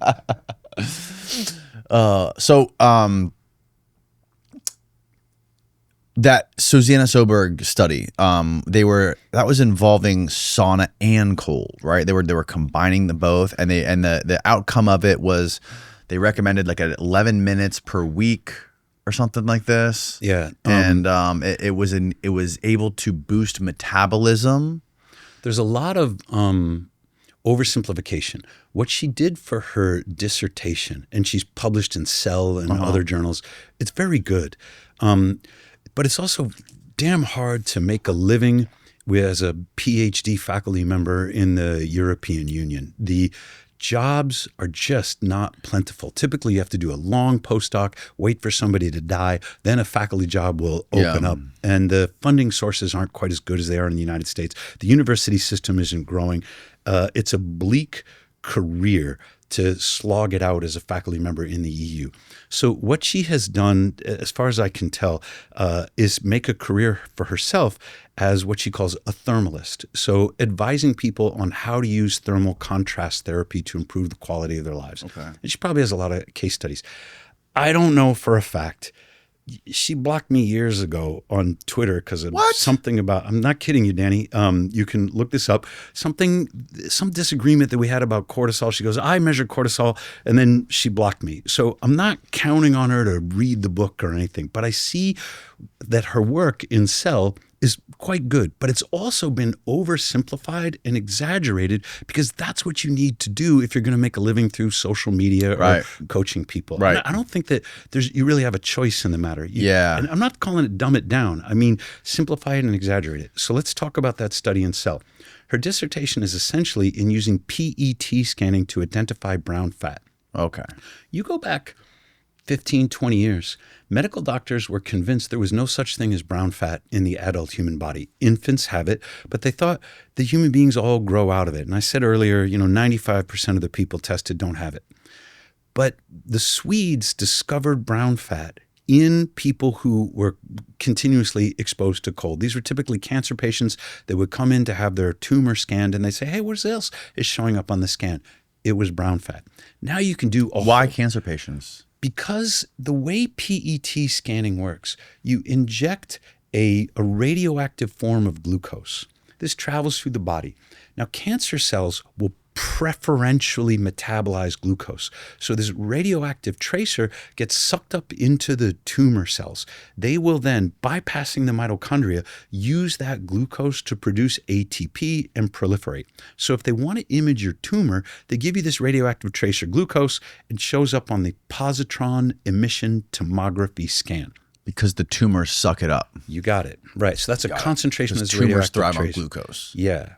Now, here's the thing. These instruments are very large. They can run hot. Sometimes you have to keep the instrument room cool just for the instrument. And in some cases, it's cold enough for the patient, who's wearing one of those stupid gowns to get active brown fat going. And so in a few scans, these Swedish researchers saw symmetrical depots that would show up. And they said, that must be brown fat. Nobody believed them until someone at the Sloan Kettering Institute in New York said, I'll show those guys. I've got 10,000 PET scans. I'm going to look at them at all. Yeah. 95% of them, no detectable brown fat. But 5% of them showed exactly those symmetrical depots, and those Swedish researchers were proven right. There is brown fat in adult human beings who practice regular cold exposure. So by the time Susanna, and I don't know her, I haven't talked to her, but by the time that she's in her graduate program, you can do a whole PhD on this thing. There's been an explosion of brown fat research because it's such a fascinating topic and so critical for human health. She's doing PET scans, and she says, I'm going to get these Danish winter swimmers. So these are people who jump in the fjord and they swim around for fun in Denmark. And she scans them. And she says, lo and behold, they have active brown fat. I've shown it and this is wonderful. She does a survey and she says, okay, how often do you go? How long do you stay in there? Do you also sauna and blah, blah, blah. And there's a whole variety of responses, as you might imagine. So she averages them out and she says, of the Danish winter swimmers surveyed, they do an average of 11 minutes a week. Now, if you're going to oversimplify and exaggerate this, then you'll go on the Huberman podcast and you'll say, 11 minutes a week, that's all you need. That's the dose that you should have. But we don't know that. It could be that there's a minimum effective dose that is less. Sure. Nobody's ever really done like the comprehensive study. What we do know is that these people did on average 11 minutes and they all had brown fat. Maybe you could do 5. But, a PET scan is not something you want to sign up for. And where did Huberman get this? And you might have already told, I don't remember if you told me this on the podcast or before we started, but where did Huberman get this idea of ending on cold? That's a metabolic recommendation. Okay. When you're somebody studying brown fat, you're all about the metabolism. You're saying, what would cause the brown fat to, suck up glucose or triglycerides or fatty acids from the bloodstream? How would it be active? What kind of calories are burned in the brown fat? What's the effect of brown fat on the metabolism? If what you're doing is going to the cold plunge because you want to maximize the function of your brown fat, finish on cold and have your body rewarm itself using its own thermogenic mechanisms. So from the perspective of a brown fat scientist, finishing on cold makes all kinds of sense. You're going to get the most brown fat activity. If you go straight into the sauna after you do the cold, then it's kind of like you're giving your brown fat a break. There could be great reasons for it. The ice bath is vasoconstriction. So this is smooth muscle tissue closing off the blood vessels that supply blood to your extremities. This is to protect your core body temperature against the cold. Your limbs will get cold, but your core stays warm. Your organs, your internal organs suck up all the blood to stay alive. You got it. It'll go into your head because usually your head is not, submerged in the ice bath. This is good for perfusion in the brain. Vasoconstriction is like a workout for your smooth muscle tissue. Then you might say, and then I want to go into the sauna. I want to get that vasodilation when I'm sweating, and this will be good for my vasculature, which it is. The end on cold when you're doing thermal contrast therapy is a metabolic recommendation. Maybe metabolism isn't what you're in there for. Maybe you're getting in there for psychological reasons. Maybe you're using the cold not so much to recruit brown fat. You're not worried about losing weight. Maybe you're doing it for other reasons. And in that case, there's no reason to end on cold. What you and I did this morning was kind of flip your usual routine. We did cold, we did exercise, we did sauna, and then we just did like a little micro dose of cold for the energy boost, right? I do it for only the energy boost. That's the only reason I do it for. That's cool. And it seems like it's working. So would that hinder the energy boost if you go in the sauna after? You tell me. Give it a shot and see whether you feel that dopamine rush that you get is wearing off. Well, I feel great right now. I feel pretty Today's my too. first day trying it with the sauna at the end. The reason you do it at the end is because there's really good research on using sauna for recovery from strenuous exercise. So if you do a hard workout, Huberman has told us this and he's right. Do not do an ice bath after a hard workout. Right. You will blunt the inflammation. You will reduce the hypertrophy. Yeah. If you're going for muscle growth, then wait at least 4 hours, he says, right? Well, and that's fine. If you do the cold before your workout, you will speed your recovery, boost your testosterone without delaying or blunting that hypertrophy. Yeah. And this is a remarkable finding that is partly coming out of Craig Heller and is substantiated by other sources. Do your cold first, then do your exercise, and you'll get a testosterone. And you can lift way more, and you have way more endurance. Yeah. This is interesting. I've talked about this before, but I a couple times I've done this 7-day fast where I only drink water. I heard you talk about it. And at the end of it was incredible. At the end of the first time I ever did it, on like day 5, I went to the gym on no food for 5 days. And I was able to do like 5 times the amount of pull-ups. You feel like you can dunk the basketball now, right? I played full court basketball for an hour with no cramps, which never happens to me. Yeah. And I was just stunned. I'm like, where am I getting this from? Like, 'cause I have no food. I have no glucose in my system, not a single calorie in my system. I don't know how I'm doing this stuff. hang on, let's talk about that through. But it sounded similar to what Heller was talking about. You did have glucose in your system. If you do not take in glucose, carbohydrates in your diet, you will produce glucose from other non-carbohydrate sources like amino acids. Well, I was also drinking. I was drinking the what was in it? It was like lemonade with syrup, maple syrup. That sounds like Paul Saladino would approve. Yeah. It was like the Beyonce thing. I learned about it from Kelly Slater talking about it, but I think Beyonce does Kelly the same Slater, thing. the surfer. Yeah. So that's a little bit of carb, but that's not going to get you through an hour of full court basketball. No.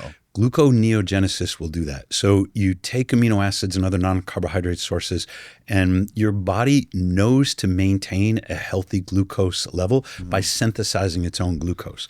After a 7-day fast, full court basketball, I'm guessing you were in ketosis. I'm guessing that you were fully keto adapted and that you felt like an infinite reservoir of energy because you have plenty of body fat. Your body cannot store energy in the form of carbohydrates. It can store some as glycogen in your liver, and it keeps it there for emergencies. For example, when you get into the ice bath, you activate the sympathetic division of the autonomic nervous system. So this is a fight or flight.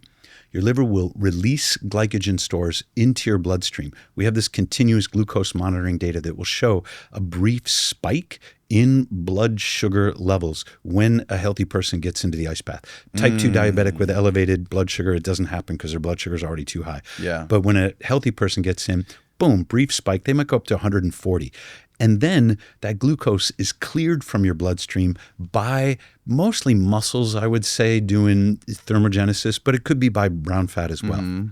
So for you, 7-day fast where you're doing some lemon juice and maple syrup, you're probably in ketosis. Ben Greenfield talks about how when he goes into keto for exercise, he's fully keto adapted and he feels an infinite pool of energy. Ordinarily, if you're not in ketosis and you're going to do an hour of full court basketball, you're going to run out of your carbohydrate reserves pretty frickin' fast. Your liver will release glycogen, which is a polymerized version of glucose. It'll break down into glucose. Your muscles are running on that glucose. It's no wonder you get a cramp because you're not ready to transition into a fat metabolism in the middle of your basketball game. Right. There's something called metabolic flexibility. And roughly it describes how fast can your body go from carbohydrate-based metabolism to fat-based metabolism. Most people, they talk about the keto flu or the discomfort that they experience when they first try keto. And it's one of the reasons that people have difficulty complying with the ketogenic diet. But I don't experience that. This article I did, which isn't famous, but is people have been reading online on ketosis and Thanksgiving. I love pumpkin pie. It's like my downfall every Thanksgiving. And at Thanksgiving, I'll eat everything, but the day after, I'm all about the leftover pumpkin pie. So for me, I ate a half a dang pumpkin pie. There's a lot of carbs in that. And it took me 20 minutes to, for food regret to sink in. I'm like, I should get in the ice bath. I'm going to burn off some of that glucose. I did. Pee on the stick 2 hours later, I have ketones in my bloodstream. How can you possibly be in ketosis after you just ate all those carbs? And the answer is I cleared them out of the system with the ice bath that those carbohydrate reserves in my liver, they get released, they get burned up, and I switch right back to fat metabolism.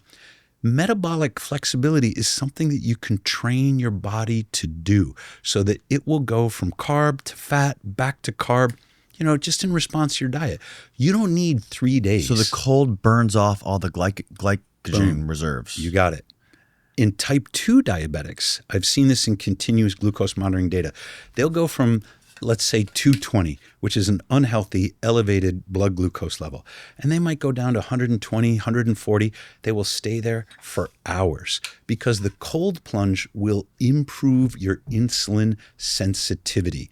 Now, if you believe Ben Bickman, which I do, he's a BYU professor. He wrote a book called Why We Get Sick, and the data all supports what he says. Every leading cause of death, that is, every chronic illness in the United States that's on the leaderboard of cause of death, it originates in insulin resistance. Insulin resistance is killing this country. Heart disease, insulin resistance. Alzheimer's, insulin resistance. Cancer, insulin resistance. Insulin resistance is at the core of every leading cause of death from chronic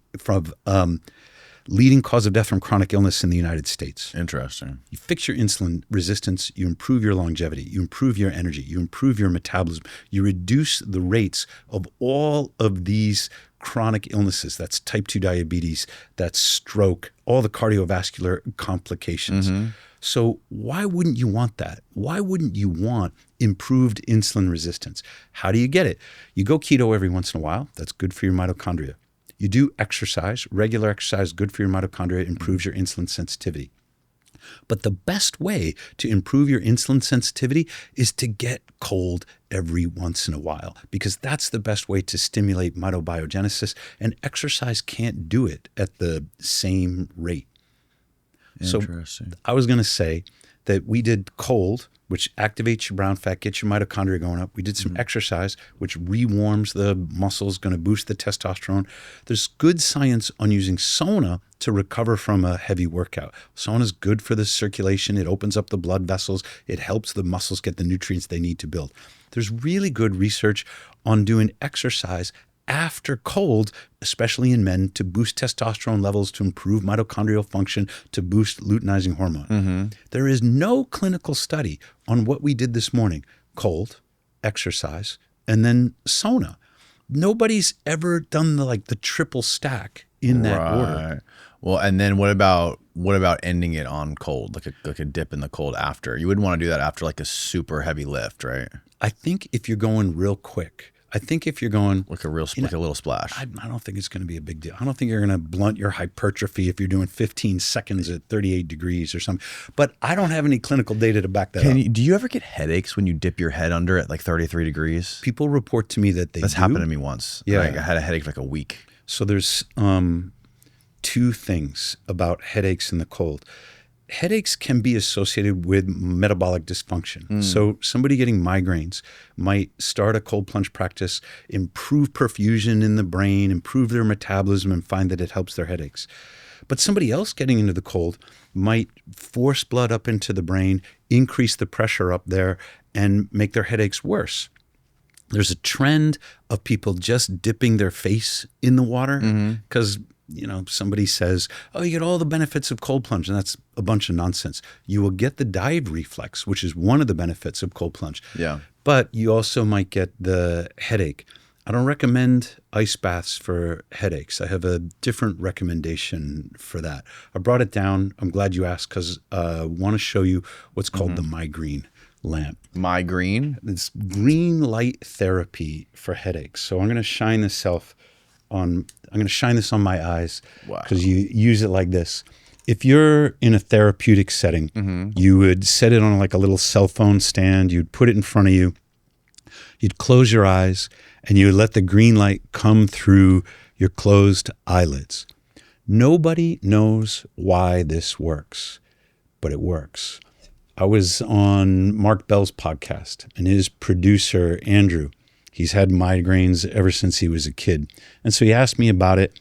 The invention was kind of accidental, because I had a girlfriend with migraine headaches, and I was looking at red light and UV and phototherapy. And I think Google must have known that I was doing this library search. And, it's, hey, maybe you're going to like this one or something, because they watch my every move, That's odd. Yeah, right? And it was about green light and photophobia for people who suffer from migraines. When you have a migraine, most migraineurs want total darkness, because the light will make their headache worse. So they shut themselves in a closet or in a dark bedroom or something. It's terrible. But at Harvard, they tested all the wavelengths of light, and they found that green had a pain relieving or analgesic effect. University of Arizona picks this up, and they start making devices with just green LEDs in them for migraineurs to use, and they get a significant reduction in the frequency and severity of migraine headaches among those people who used green light phototherapy. The mechanisms remain a mystery, but I'm reading about this, and I'm like, oh, I go to a friend of mine, this is just a red light box, and I say, could you make this, with green LEDs in it instead? And I gave him the wavelengths that I wanted. And sure enough, the prototype came from his manufacturer. Wow. And he turned it on and he was like, this is terrible. It's going to give me a headache. And Right. he calls me up and he says, Tom, we can't market this. I said, well, I have to see it. I got to, maybe I'll figure something out.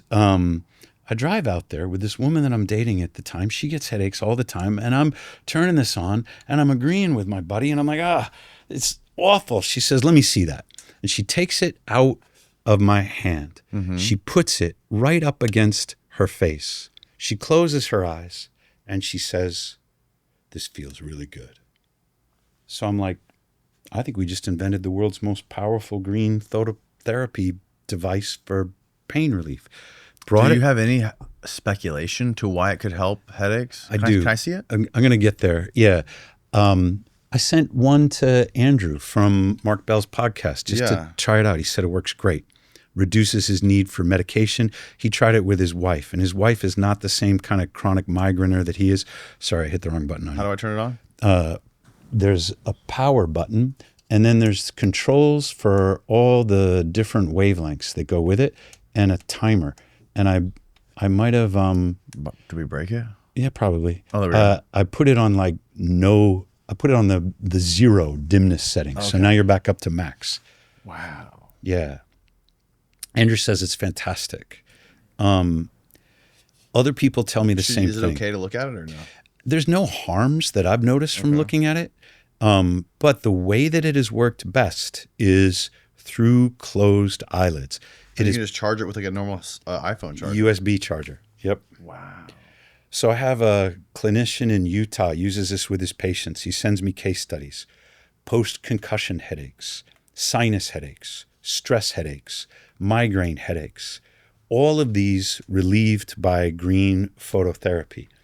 And you were saying, well, could we make a guess at how it works? The PhDs doing this research, they're like neurologists.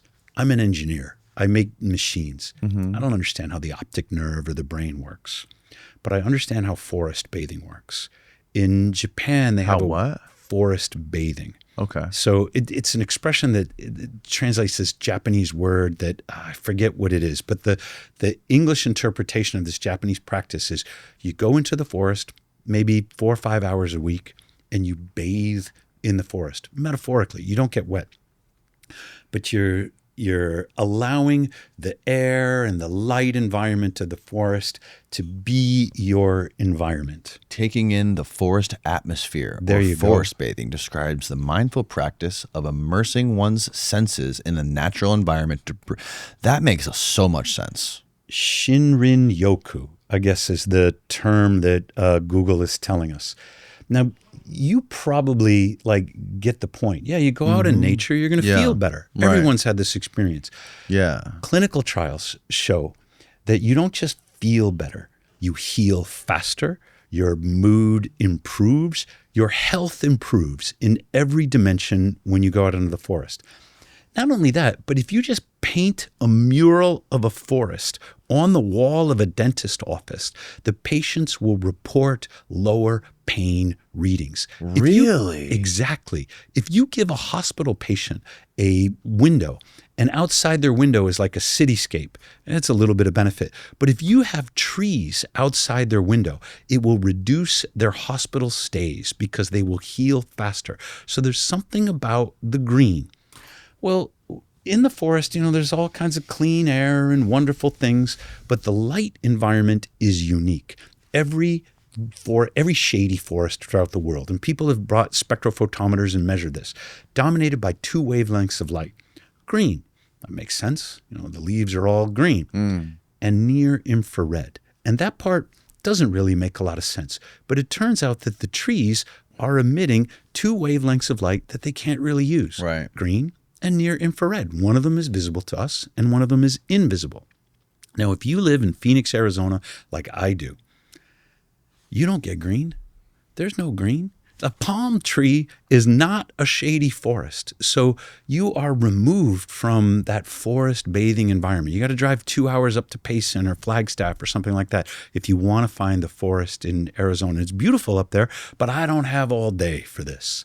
The theory is that we can bring the green light of the forest, which I am in deficit of because I live in Phoenix. We can bring it into my home. We can bring it into my eyes. And then we can give me one of the benefits of forest bathing, that is the light environment of the forest in my apartment, in a high rise in Phoenix. Wow. That doesn't say how or why it works, but that is kind of a naturalistic explanation for us to investigate. That's fascinating. It sure is. So I have a friend, Paul Rosalie, who moved to the Amazon when he was a kid, and he describes when you first go to the Amazon from being indoctrinated into technological society. He came from Brooklyn, New York, and went down there, and the way he described it was that like being out there with all the natural sounds of the birds and the insects and the sticks breaking under your feet and the river, the Amazon River flowing, he was like, it does something like the undescribable where it unlocks these deep senses buried inside of like these ancient senses that are inside of us that have been atrophied from us being exposed to technology 24/7. Yep. And I think there's really something to that, man. You have the most interesting friends in the world, as far as I can tell. Like, people with these crazy stories. And I think he's right. I grew up in Pittsburgh, inner city in the 70s. You have to be able to shut down the sensory inputs and focus just on those things. I mean, sometimes it's a life or death situation, whether you're a kid learning to cross the street or you're like, what bus am I going to get on for school or whatever. The urban environment is overwhelming. It would be sensorily overload if you did not shut down some senses and focus on others. So the classic example is learning how to drive. When you're first, you've passed your permit test and you're driving, everything seems significant to you. And you have to learn how to ignore some things and just focus on that one traffic signal. Is it green or is it yellow? What's it doing? And the only way to do that is to tune out. Then you go, I was down in Peru for this like ayahuasca thing, and it's off grid. Thank goodness there was some moonlight and it's quiet. And now all of a sudden your senses can open up again because you don't have to shut down just to find the one or two signals that are going to keep you alive in that setting. I think I was only there for 7 days. Your friend probably had a sensory awakening that he's now much more in tune with things that he hadn't experienced or he'd been trained to ignore. Yeah. Yeah, there's definitely something to that, man. And, when it comes to this green light, I'm just super curious to like, is there any like incentive to try to figure out what it is specifically about the green light? Like, because first of all, do we know how many different causes are there for migraines or like extreme headaches? Yeah, as do we a first know? approximation, infinity. It could be just a myriad of cascading symptoms all coming together, right? This is one where talk about oversimplification and exaggeration and how that sells in social media. 60% of what Gary Brecka says is true. The difficulty is sorting out the true things from the things that are oversimplified and exaggerating. So Brecka will say, hey, I can cure migraines. It's always an electrolyte deficiency. You get your electrolytes. Now, he's not wrong. Electrolytes are good for your body, good for your brain, and many people will find themselves in an electrolytically depleted state. But there are more causes of migraines than just electrolyte depletion. So if you find that you're trying electrolytes and that still isn't working for you, you might get really angry at Gary because he's oversimplified and exaggerating it. Yeah, well, that's the problem with social media is that the only way to get people's attention on there is to get it fast. And you're not going to do that by exposing nuance. And that's one of the things. I recently had this dude, Nick Norwitz, and Paul Saladino on here together debating seed oils. Yeah. And it was what a good idea. It was fascinating because there's a lot of nuance about seed oils. It's not just seed oils are bad. There's so much more, especially if you go through and look at all the studies. Like it is not. Seed oils are not all bad, and it's not. There's a lot of factors that go into it. Like, are they heated, and just so many other things, and like how you consume them, where you get them from, how ultra processed are they, and not all people get bad outcomes from ingesting seed oils. It's just like there's obvious things where it is always all bad, and that's with like eating French fries and eating fast food and stuff like that. Yeah. So, Norwitz and Saladino, they both went to medical school. They have medical degrees. I'm the engineer. I'm going to listen to the debate. I can guess sort of how it comes out. And Norwitz is really interesting because he will do these, bombastic thumbnails, and he'll say, "Hey, I ate Oreo cookies. It worked better for reducing my lipids than statins." Yep. Well, statins are ridiculous poison, but so are Oreo cookies. Damn it, Nick. All of that nuance and complexity is interesting in a scientific sense.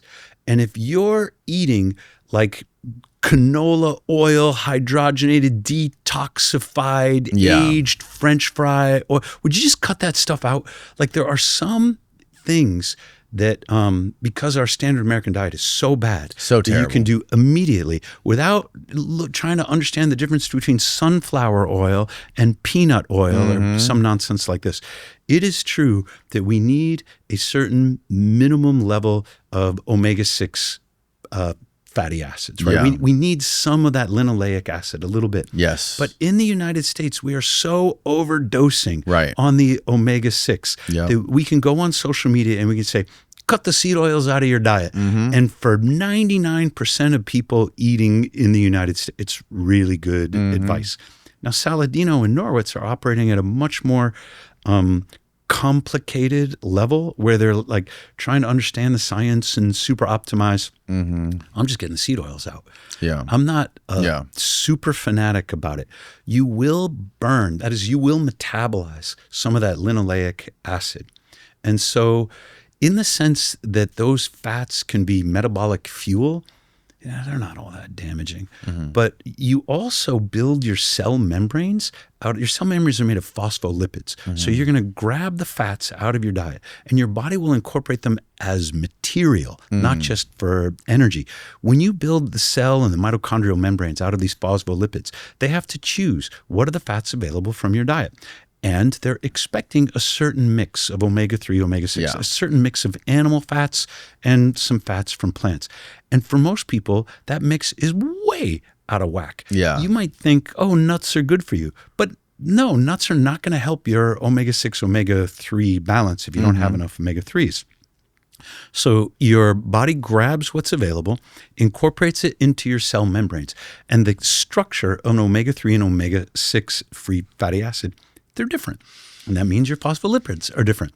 That means they operate differently. That means the transport functions that they're supposed to perform can become degraded if they have too many of these omega-6, in particular linoleic acid. Yes. So I'm not a fan of seed oils, and I'm not trying to contradict anything that Nick is saying, or actually anything that Sal. I don't want to pick a fight with either one of them.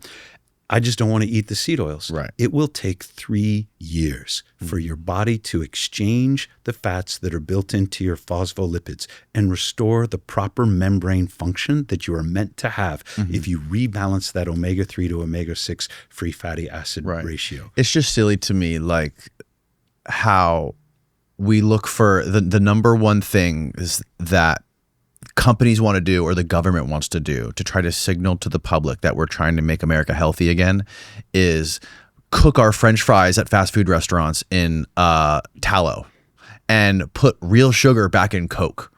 There we go. We're doing the right thing. We're making Coke a little bit more natural, and we're cooking your French fries from McDonald's or wherever it is in tallow. It seems like it's so dumb. What are you to me. doing, man? Yeah. I had no idea who you were until you had Jack Cruz and Callie Means on the podcast at the same time. I'm sorry that you had to learn about me that way. It turned out to be wonderful. Because, God dang it, Jack, he has a good point. Food dyes? Did you think that was going to make America? You're worried about the color of your Fruit Loops? Right. It's still There's marshmallows in your cereal. You know, Right. who cares what color they are? Right. And that resonated with me because that's the way I was raised. Mom, you know, it was Lucky Charms. It was Right. whatever the cheapest cereal was at the Right. time. And she believed it was good for me and my sisters because it had all those sprayed on vitamins on it. So, right. It was There's a terrible. marshmallow that looks like a vitamin. You know why we have that nutrition label? We have the nutrition label on the side of the box so that General Mills and Kellogg's and whoever these people are Yeah. can sell you sugar Right. as if it were nutritious. Right. So now you got cinnamon toast crunch, which my kids love because that stuff is delicious. And did you know is delicious. it's made with whole wheat, so it must be good for you. It's all about. I had like, a bowl of frosted mini wheats the other night. It was I bet you fantastic. felt high. Oh my God, after it felt that. so good. Yep. It's it is killing us. And it in a way it sort of matters what color it is, and in a way it doesn't. But here's why I'm not mad about it. It's cereal. It's not good. It's like if I want to smoke a cigarette, I know I'm smoking a cigarette. Like Right. you don't need to make my cigarette right. 2% healthier. I was at this science conference, like leading edge conference. It's called a Gordon conference, which you're not supposed to quote. But we have them all over the place. There's on nanotechnology, and there's before the lockdowns. And there was a poster.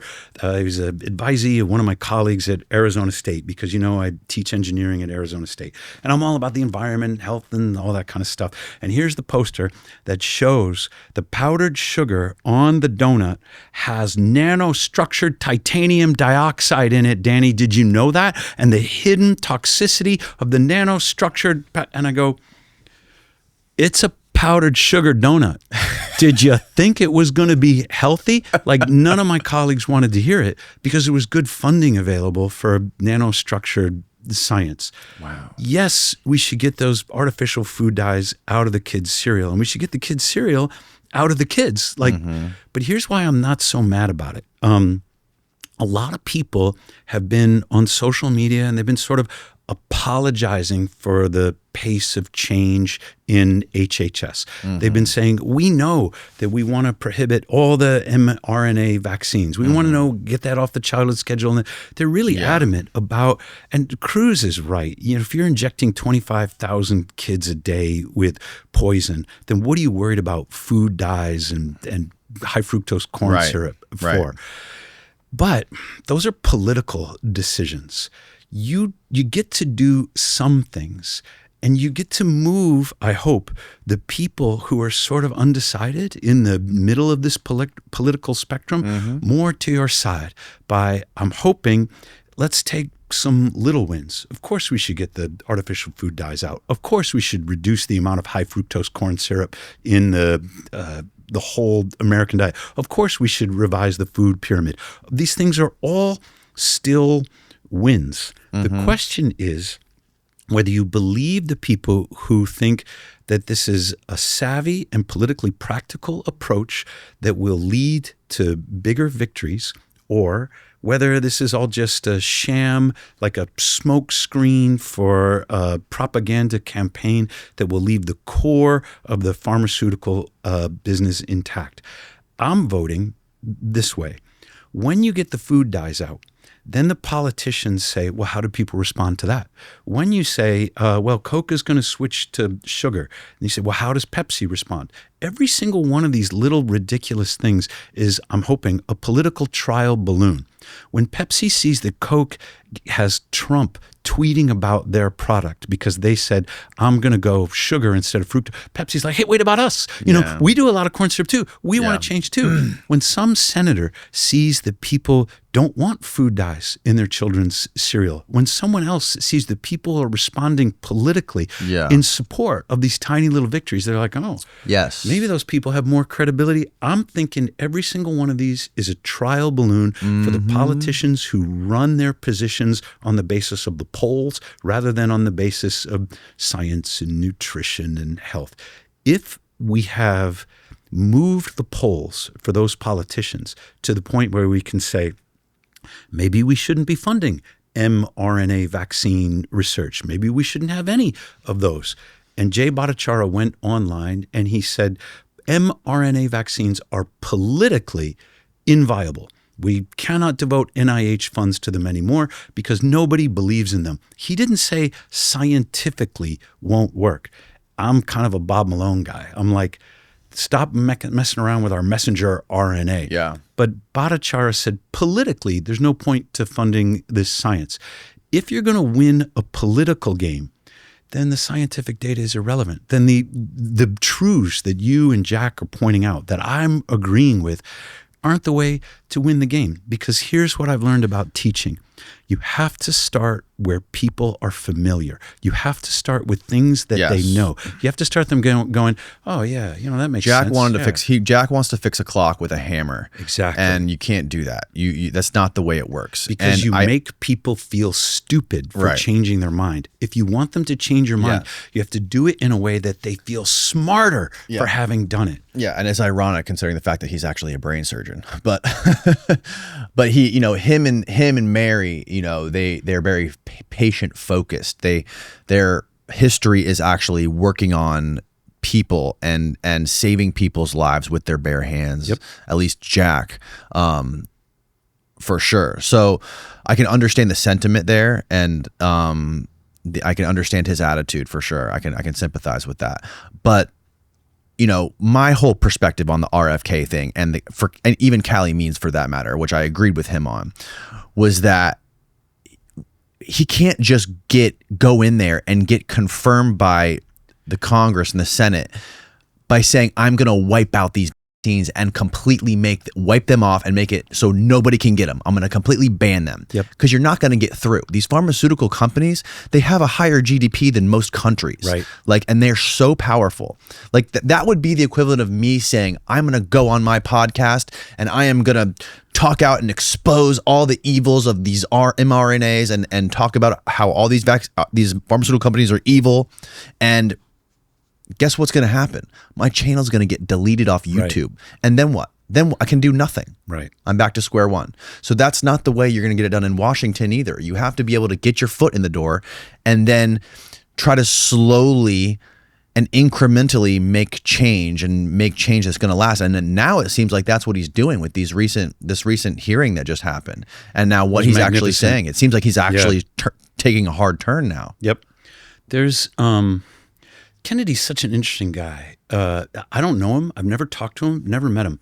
But could you imagine a family in which to grow up in that could any other experience you have better prepare you for dealing with narcissists, personality disorders, incredibly strong vocal personalities in Washington, D.C., political backstabbing? Like, his whole family has been on the inside of Washington, both on the power broking end of it. I mean, his uncle Ted was like an extraordinarily powerful senator for a long time, has been steeped in controversy. I can't imagine an upbringing that would better prepare someone to navigate all the weirdo personalities. You got Bernie Sanders, who will both stab you in the back and then say that he's your best friend or something. Right. I don't know Bernie personally either, but he said some bizarre things. Probably Kennedy can take a lot more of that abuse than I ever would be able to. And I'm not a psychologist, but I'm attributing it to his unique upbringing.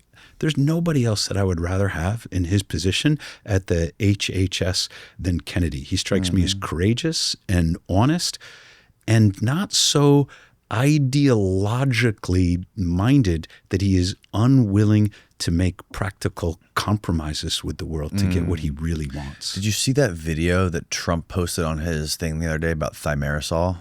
Yeah. That was crazy. Yeah, I didn't understand that. I don't know how recent that video was shot, though. Like, that seemed like a relatively modern video, at least in the 2000s. What I saw was Kennedy testifying in front of the Senate, and he acknowledged that this was all theater. This was all just made for Hollywood and social media. And Elizabeth Warren said, "Are you saying she's lying?" And Kennedy said, Who is she talking about? She was talking about the former director of the CDC, who I don't think she lasted even 4 months. Kennedy was giving directions as her boss, as the Secretary of Health and Human Services, and she wasn't carrying out those directions. This is a very frustrating environment for someone in an executive position to be in, where they're being lied to by their subordinates who will fail to follow through on the vision that they're trying to create. So he had just fired 5 people from the CDC, and it was one of the focal points of his recent Senate testimony. When Elizabeth Warren asked if that woman was a liar, Kennedy said yes. And that's what I love about Kennedy. The idea that him being inside Washington actually muzzles him is very discouraging to me. Once you accept an appointment in Washington, D.C., there are things you're not allowed to say. There are things you're not allowed to tweet. There are opinions you're not allowed to express. When Kennedy was outside the system, he could say whatever the hell he wanted. He could go on the Joe Rogan show and he could say, the CIA killed my father. And then he could say, this is why I say that. Once you get inside, you now become part of a machinery that dictates to you how you are allowed to express yourself. Since Kennedy, fired, I'm trying to remember who it was, and it escapes me. But since he took control of his own Twitter account, like there was Kennedy in person and then there was Secretary Kennedy on Twitter, and it didn't seem like they were the same person. He fired some people. And now Kennedy's voice is on Twitter. It's in his Senate testimony. It's in social media where we can hear it again. The idea of Kennedy being able to speak with the same freedom he has when he was an outsider and do it from the inside is very encouraging to me. He's probably smarter about it than anybody else I could name. But politics is not my area of expertise. I'm hoping that I can create the machines that allow people to take charge of their health. Whoever's in the White House, whoever's at the HHS. We got a friend of mine, Jay Bhattacharya. He's now the director of the NIH. The NIH funds more research than any other single federal government agency. So you got the DOD, you got the NIH, and then NSF is way below them. So Jay is in a position where he can direct the allocation of resources at the NIH, but he isn't really. There's only so much that an executive can do. Well, Jay's been at Stanford his entire life. He's been an academic, so he's an academic insider. To put him in Washington, God bless him, I wouldn't be able to do that job at all because the set of requirements for someone on the inside is a different set of requirements than what will make them successful on the outside. And they have to be learned. So I'm one of these people who, even though I acknowledge the truth in everything Jack says, and I appreciate the way that he's revealing the truth to me, like on your podcast, I'm one of these people that says, I don't get Washington. That's not my area of expertise. And if I were, when I try and empathize, I would have a multi-year learning curve before I really understood how it even worked. So I got patience with the people that I know who are doing the job that I'm incapable of doing. My job is to make it so you don't care whether the NIH funds something that winds up useful to you 6 or 7 years from now when those studies, come to fruition. I want you to take charge of your health with the machines that I'm building for you, that bring you closer to nature, that even though technology is making us sick, I can build the technologies that will repair some of the deficiencies in our technological environment. Now, who cares who's president? Who cares who's HHS? Who cares who's running the FDA or who's running the NIH? Because you know what to do to take care of yourself. The thing for me, Jack says maha is haha, and he's ridiculing. Is that what he says? Yeah, is that new? I haven't seen that. He's good with the rhymes. Because he resents something about it. And I'm not blaming him. He's the last guy I want to pick a fight with. But I don't think of it that way. The only way that we make America healthy again is when Americans decide to make themselves healthy again, regardless of what color the mushrooms the marshmallows in your cereal are. When Americans say, I'd rather eat eggs, I'd rather have an omelet than Lucky Charms for breakfast, that's when America is going to get healthy again. When America says, I'm going to fix my light environment, then America will start to get healthy again. When America says, I didn't realize I was supposed to get a little bit of cold into my life. I didn't realize brown fat was an essential secretory organ. Then I saw this crazy Professor Seager talking to Danny Jones, and I thought, all right, maybe I'll try a tap water bath. Maybe I'll try a cold shower, see how that works for me. That's when America gets healthy again. Yeah. Well, it's obviously people who have the time and the luxury to pay attention to this kind of stuff and read books and listen to podcasts, and they have a decent income. They are able to make themselves healthier, or they're able to figure out how to, if they can't afford to buy one, at least build their own cold tub, or go buy ice and throw it in their bathtub, and like figure out, you know, these things about diet and cholesterol and circadian rhythm, and, you know, it costs no money to watch the sunrise. Exactly right. But the problem is like the people who don't have the time to pay attention to any of this stuff, who literally get all of their information from the mainstream news or their coworkers at work, because all they can afford to do is wake up, go to work, come home, make dinner, feed the kids, and that's it. And those are the people that are the most unhealthy. The fattest, most obese people in the country are the poorest. Yep. So, you know, that's one of the problems, is like, how do you know, you can talk about things and explain and teach people on the internet until the cows come home, but you're not going to affect that segment of people, the low income people who are the majority of the country. You can reach those people. And here, policy is important. Even though I was saying, you know, make yourself healthy again, and I stand by that, you make a really good point, because not everybody, you know, has a PhD or has all day to go to the library or listen to Huberman or Seager or whatever. Policy can reach those people. Right now, we subsidize the sugar industry. Most sugar farmers are in Florida. We also subsidize the sugar beet industry, which should be in Minnesota. The reason we do it is because we're so damn mad at Cuba. Sugar is really cheap to grow in Cuba. Yes. But look, we had a whole Cuban Missile Crisis and Soviet Cold War. And so we prohibited sugar imports from Cuba and instead said, we're going to have our own domestic sugar industry. We're going to pay Floridians so much money to grow sugar. Look, we'd be better off just paying them as if they won the lottery and say, never grow sugar again, please. Because the state of sugar subsidies in the United States is ridiculous. And it's crazy. It's nuts. And it also pollutes. It's one of the big causes of red tide in Florida. It's terrible because all of the fertilizer, the nitrogen and phosphorus required, it leaches off into the groundwater and it creates these algal blooms. Algae blooms, Exactly right. It's insane. So I wish we would cut that out. The Midwest is just as bad. It wasn't enough to subsidize the sugar farmers in Florida. Now we subsidize the corn farmers in the Midwest, and that corn doesn't even feed people. Most of it doesn't even feed cows. After Katrina, the capacity to export corn through the port of New Orleans was devastated by the damage to the infrastructure. So corn prices went way down inside the Midwest because we couldn't sell them internationally. And a weird thing happened. The refineries during Katrina that had been damaged, they couldn't make gasoline. So the spread between the cost of producing ethanol and what you could sell it for at the pump expanded and expanded during the Bush administration. The banks looked at this spread and they said, oh my gosh, this is amazing. Bush passed some new legislation that said we need more corn ethanol plants. The state of Iowa temporarily became a corn importing site, which makes no sense. They filmed Field of Dreams, in a cornfield in Iowa. All of Iowa is covered with corn, but because so much of it was going to produce high fructose corn syrup or being fermented into ethanol, Iowa became corn importing to fuel the new ethanol production plants that had been built in Iowa. So both the corn syrup and the ethanol production industry is a subsidized, sick-making bullshit policy.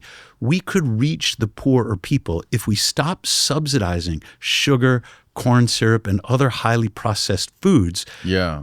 And gosh damn it, making them so cheap, then these people wouldn't be attracted to getting the subsidized food that they're getting from the Quickie Mart or whatever. Yeah. Because it has a shelf life of infinity. That's partly why it's so cheap. Well, what would we do instead? We would subsidize eggs. We would subsidize beef. We used to give away free cheese. My kids, because I was a graduate student, my kids were on the WIC program. So that's women, infant, and children. And I got a good look at the free things that you could get from the government. Cheerios, peanut butter, dry lentil beans, and some cheese. I guess that's not the worst thing in the world. We never ate the damn beans, but they're laborious to cook and nobody wanted them. And it turns out that they're not good for you. But peanut butter, Cheerios, cheese, they don't seem like the worst things in the world. Meanwhile, we have this big debate about whether SNAP should allow people to buy soda pop. It's ridiculous. We can change what happens at the poorest segments of society if we change the economic incentives and decide to subsidize some things, which we have programs available for, and decide that we don't want to subsidize other things. Also, isn't there a big lobby where companies like Pepperidge Farms and these companies that make like, the worst possible snacks and cereals and stuff like this, and like donuts and stuff can be purchased on food stamps. So people that are on food stamps, they lobby these, I forget the name of the organizations that are in charge of the food stamps or whatever, but they're basically lobbying to get their food items included in the food stamps when they're the most unhealthy food items ever. I've never been on food stamps, never used SNAP. My only experience is through the Women, Infant, Children's program, so the WIC program. And my impression was the WIC program was halfway decent and it could be better. Like the foods in there could be even healthier. But what you've said is something that I've heard from other people. What we choose to feed the poorest people in our society is criminal. That includes the school lunch program. Yes. Where It's some people pathetic. have claimed that prisoners eat better than our kids in the schools do. Now, I don't know if that's true, but I never ate the dang school lunch. And now I did, I'm glad that I didn't. Yeah, because what's on there? The American is crap. Beverage Association lobbies for Coca-Cola, Pepsi, and other non-alcoholic drink makers, and spent $1.7 million in the first half of 2025, more than double its outlaid during the same period last year. That figure surpasses the group's annual lobbying in total, but in all but 1 year since 2010. A Bloomberg government analysis of the latest federal lobbying disclosure shows. It's to include it into the SNAP. Oh, that's the SNAP. Yeah. What does SNAP stand for? Supplemental Nutrition Assistance Program. Okay. It doesn't say Supplemental Empty Calorie Program. It's Right. supposed to be about nutrition, and there's no nutritional standards in that program. No wonder America's sick. Right. And another crazy thing is all of the baby formulas in the US, it's impossible to find them that don't have seed oils in them. So like with our first kid, we were looking to buy baby formula, and my wife had to order the baby formula from Germany because the same company, same exact logo, everything, just you cannot buy it in the US without the seed oils in it. When my children were little, we wanted formula. I wanted to be able to feed my kids. For me, the breastfeeding was their principal source of nutrition. But we had the formula as a backup and for whenever I was watching the kids. When it came time they were starting to grow teeth and we're going to give them some solid foods, I feel terrible about this to this day. I did what my mother told me, which was to start them on Cheerios. I should have started them on salmon. I should have started them on scrambled eggs. I should have started them on steak or high-quality protein. I didn't know. At that time, I believed the nutritional lies that my mother had taught me from childhood. So there are some people out there that are sort of formula purists. I don't care what's in the formula. You shouldn't be feeding your kid formula anyway. I'm not one of those people. Right. Yeah, some people can't produce milk naturally. right. They have trouble. There are some babies with no mom. Like we need Exactly. formula in this country, both for emotional, economic, and practical reasons. Yes. And it should be good goddamn formula. And then the babies are going to be on it for several months, which is a very short period of their whole life, but a critical period for neurological development and immunological development. So this is the brain and the immune system. During those periods of rapid development of the immune system and the brain system, if you don't get things right, you will either, like with my son, result in some atypical immunological trajectory of development that leaves him vulnerable to autoimmune disorder, in his case, type 1 diabetes. That's the immune system, which relies on vitamin D.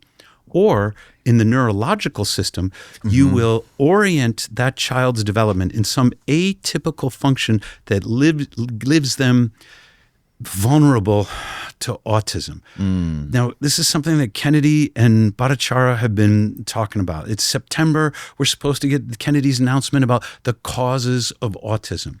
And there's a lot on there about vaccines cause autism. If I put something on autism and mitochondria on Twitter, I'm going to have people push back on me and say, you're an idiot. We know it's the MMR vaccine and that's the only, or whatever it is.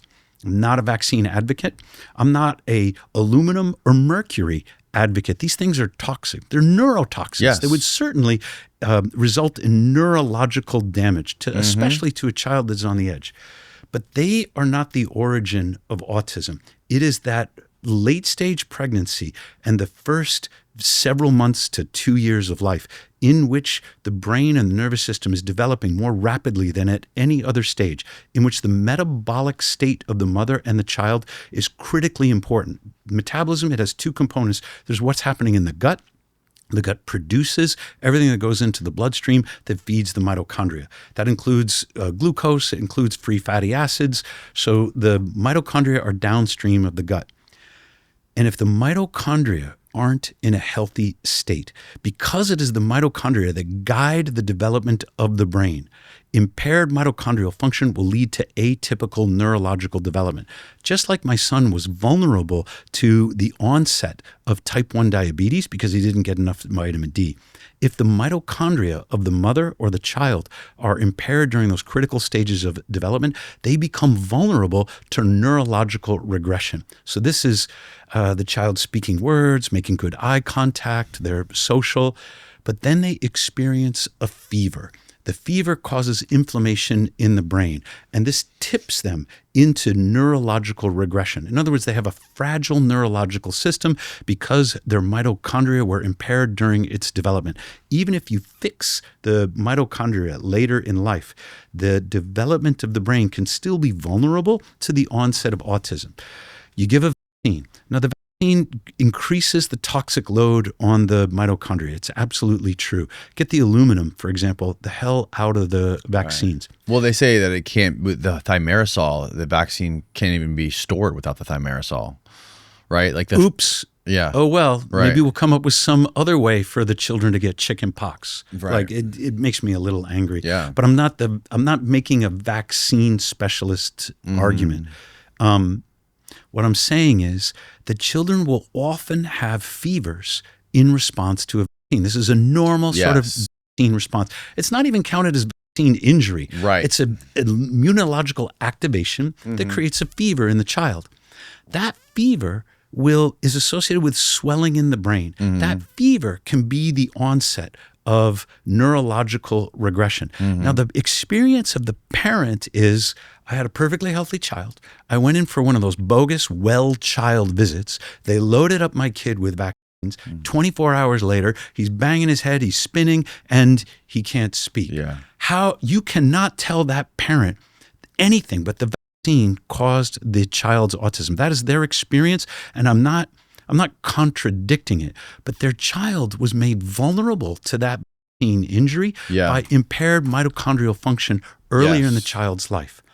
So what am I saying? We must take care of the metabolism of pregnant women. The most important factor that will modify or increase the risk of autism later in the child is the metabolic state of the mother during pregnancy. If her metabolism is impaired, the child's neurological system, it will not develop in a typical and healthy way. It will become more vulnerable to other toxins. So one of the things that Kennedy put was there's an association between Tylenol use and autism, and there absolutely is. The evidence is very strong. Whoa.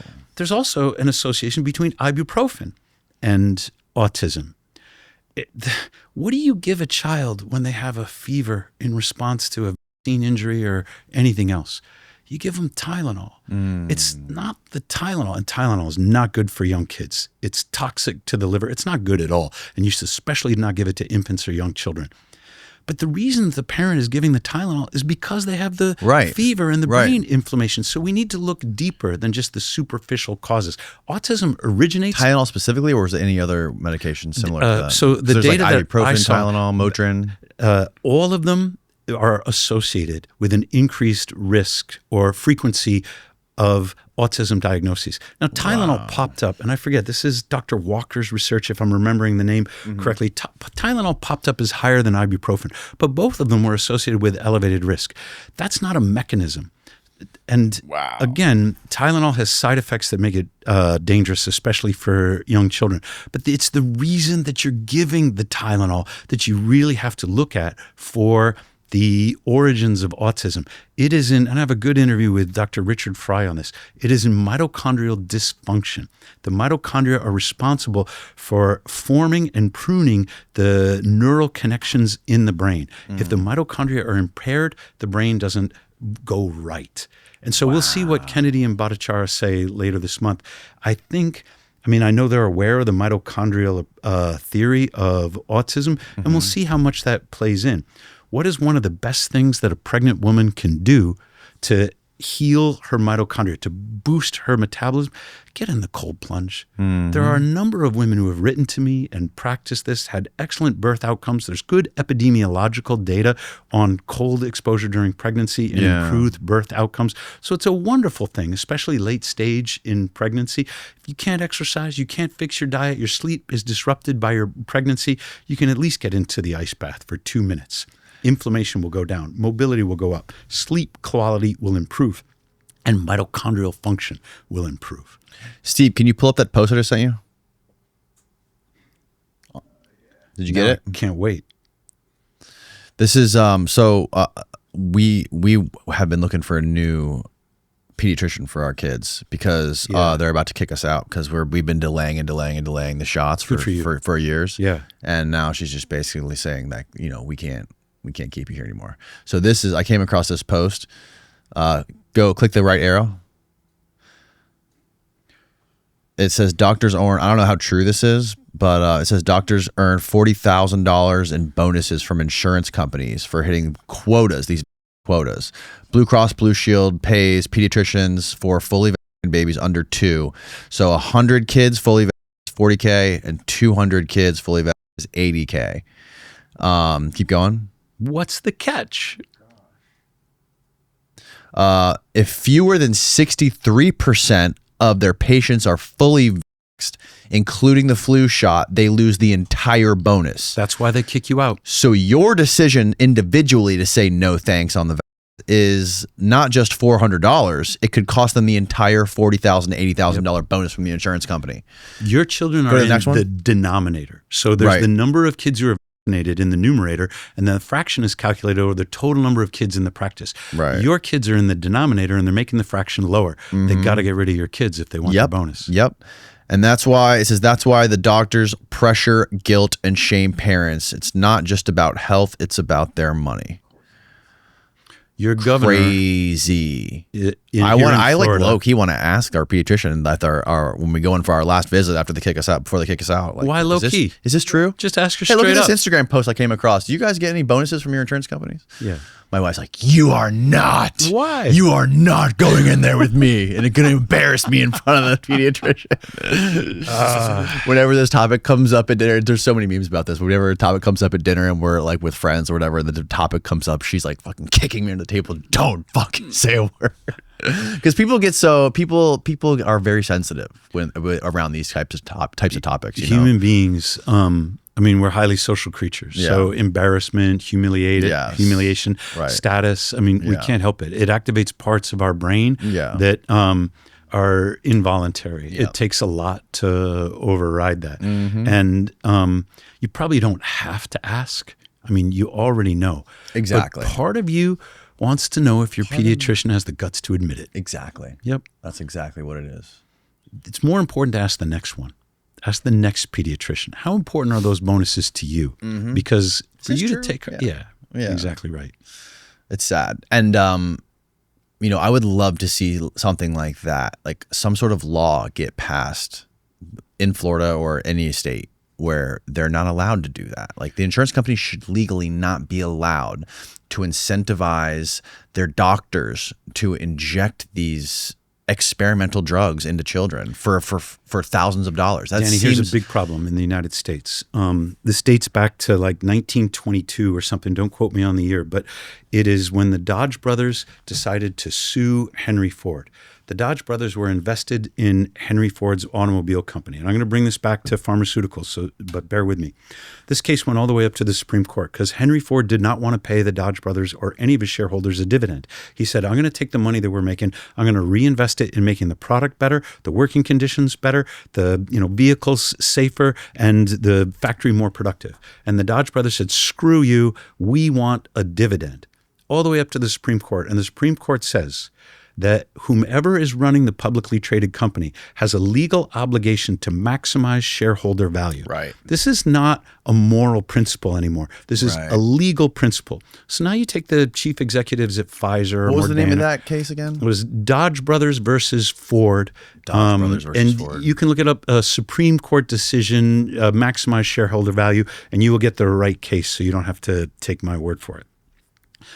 Since the early 20s, every executive of every U.S. publicly traded company is legally obliged to operate the company as if he was maximizing shareholder value. Now, a guy like Steve Jobs didn't give a damn about shareholder value. He never paid a dividend, didn't have a stock buyback or anything because he was so, I guess, obstreperous or something, But as soon as Jobs died, what did Tim Cook do? He started paying a dividend and he started shareholder buybacks. Jobs felt like if you're using your cash to return to investors, it's because you don't have any more good ideas to invest in. But he was an iconoclast. The executives of the pharmaceutical companies in the United States, they are organized as C Corps.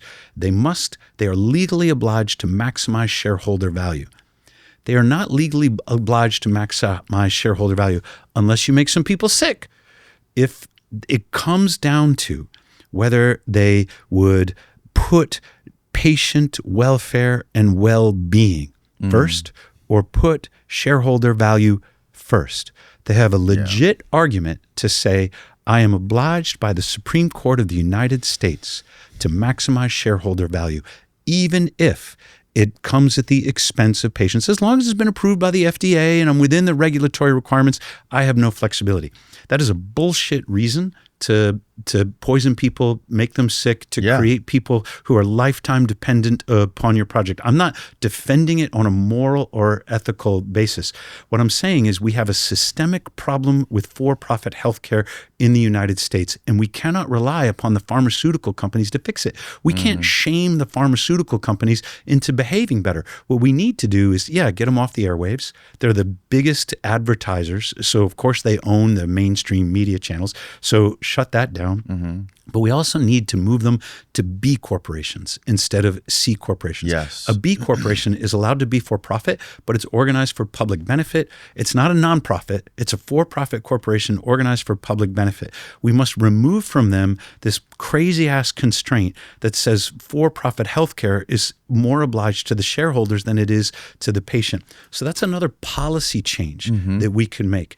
The idea that we could murder or shame our way to better behavior inside these publicly traded C corporations is a fantasy in the extreme. We need to reorganize the way for-profit healthcare works in the United States to change the incentive constructors and constraints under which they operate. So I'm not defending murder. I'm like real bad with that. And I'm not disagreeing with the people who are criticizing the executives who are lying, cheating, stealing, moral scum in the way that they have behaved. What I'm saying is we need to operate at a higher level, a more systemic level, to dismantle the mechanisms, that is the infrastructure of healthcare in our country that has gotten us to this miserable state where life expectancy in the United States hasn't improved since like 2012. Right. Well, it is optimistic to see. I just saw this, I think yesterday, that and maybe you can find this, Steve, to confirm it. But I saw that RFK did something where he made it so pharmaceutical advertisers now have to list every single one of the side effects on all of their ads, and that was what a was law. your reaction to that? I thought that was incredible. That's a huge step in the right direction. But I listened to these ads, and I thought they already were listing. Explosive diarrhea, instant death. They are, but they only have to list a small percentage of them, and they can also say go here for more details. But before, I guess 1997, they had to do all of them, and that literally would like triple the length of their commercial. Yeah. Okay, so the FDA recently sent out, I think it's more than 100 cease and desist letters to advertisers. Because of this policy change, the ads must change immediately. And I guess the FDA has said, you need to pull those ads down now because they no longer So when did conform. this happen, Steve? When did this actually get implemented? This is very recent. Yeah. Like even in the time scale of podcast rules. This is talking about what you were talking about. No. Find the new thing. The new thing, right? I'm still looking for it. If you search for the FDA cease and desist letters, you'll probably find it. Yeah, it should be like the top of the news. Like it should be on the top of every single news site right now. I was really happy to see that because pharmaceutical ads target patients because they work. Like they wouldn't be spending all this frickin' money if bypassing the physician didn't work. Ask your doctor if Stifacel is right for you or whatever the hell. Mm-hmm. So this is FDA launches crackdown on deceptive drug advertising from September 9th, which was 2 days ago. 2 days ago. There we go. And I was glad to see U.S. it. Department of Health and Human Services and the Food and Drug Administration today announced sweeping reforms to rein in misleading direct-to-consumer pharmaceutical advertising. Today, the FDA is sending thousands of letters warning pharmaceutical companies to remove misleading ads and issuing approximately 100 cease and desist letters to companies with deceptive ads.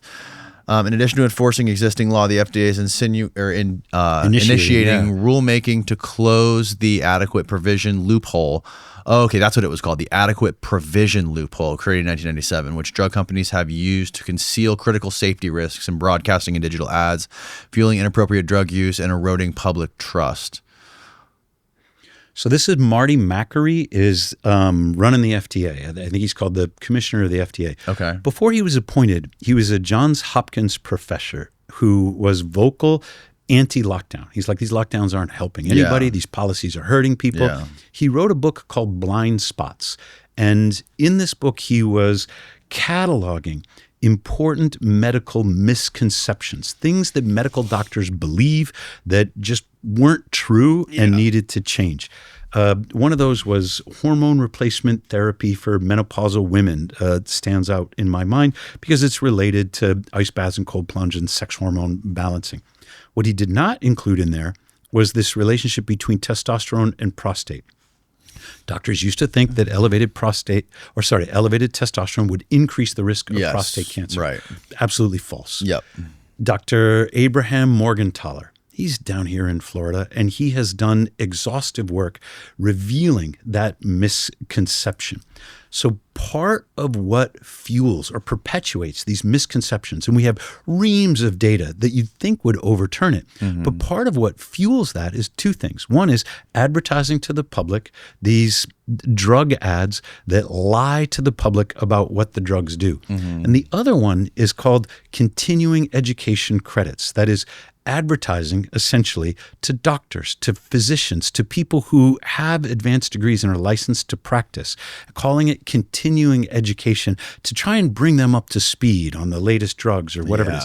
These continuing education credits, which are often required to maintain licensure or status within professional societies, they're all funded by pharmaceutical companies when it comes to medicine. So there's two levels of advertising. This one that we're seeing, which it looks like Marty Makary is working with Kennedy to shut down. There's a whole nother level that we don't see, which is it is the pharmaceutical companies that are writing the textbooks. It is the pharmaceutical companies that are giving away the seminars to the medical schools. It is the pharmaceutical companies that are running the continuing education programs for physicians so that they can continue to brainwash otherwise intelligent people into thinking that something like a testosterone blocking drug would help their patient when in fact the data says increased testosterone is associated with protection against prostate cancer. So incentives are screwing up everything in medicine right now. And there's the other hidden layer that a lot of people don't see, where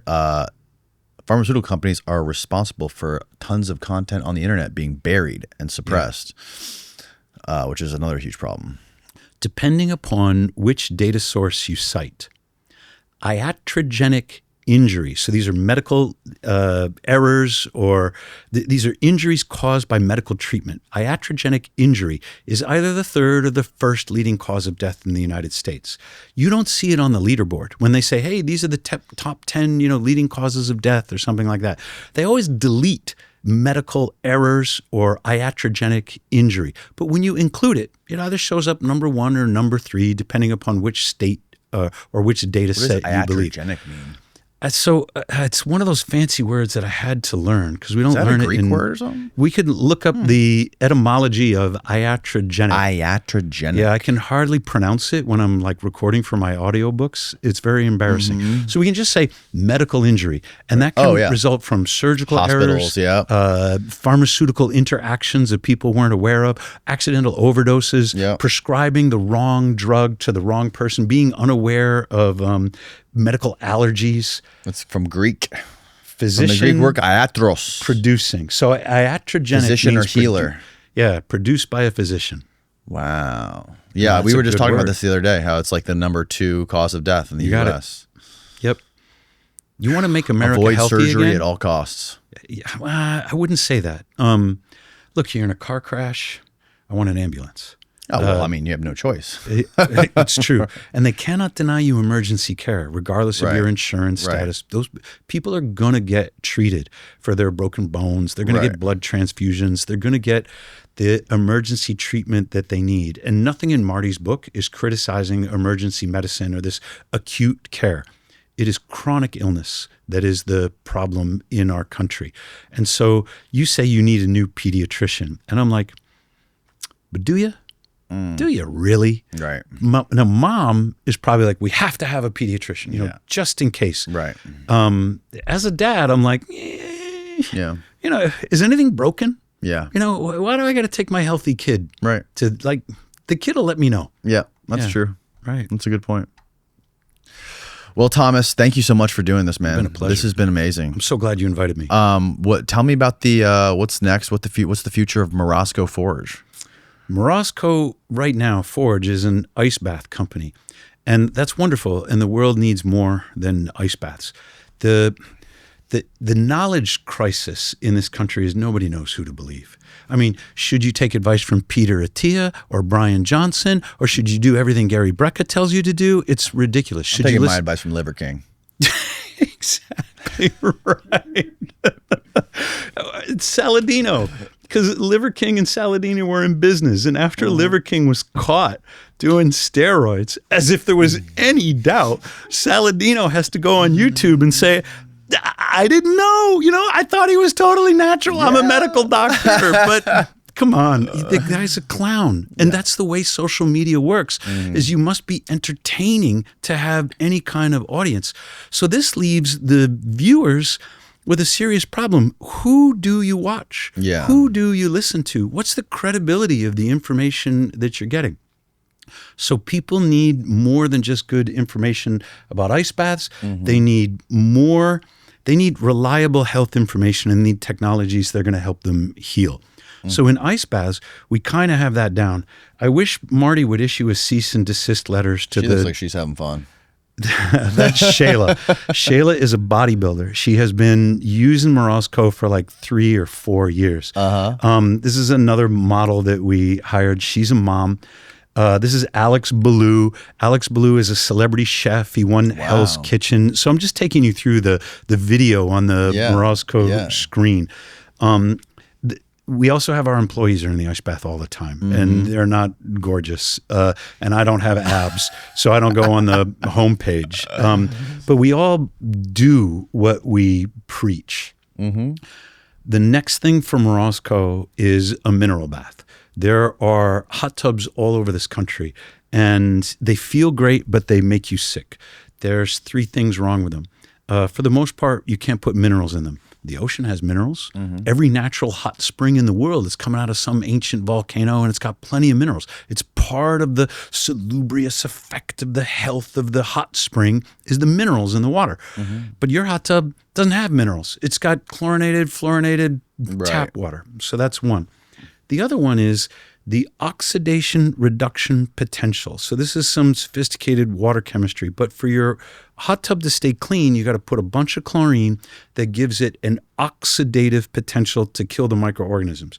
Every natural hot spring in the world, I might be exaggerating slightly, but when the water comes out of the volcanic ground, it is reductive. That is, it's not oxygenated.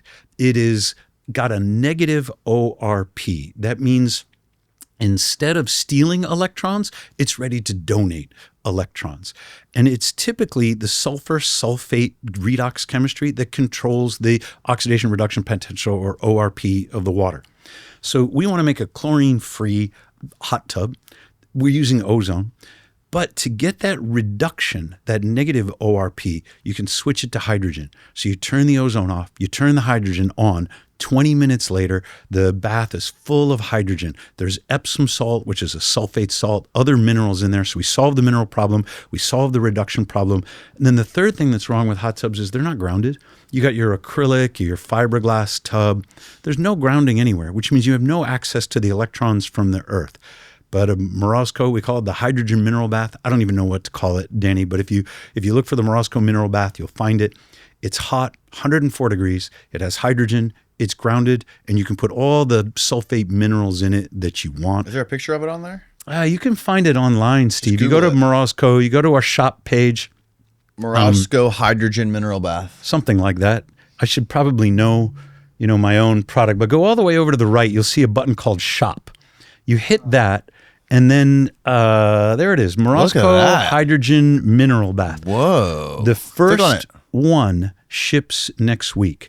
It's going to Noah Syndergaard, who used to pitch for the Mets, and now he's like a big Maha guy.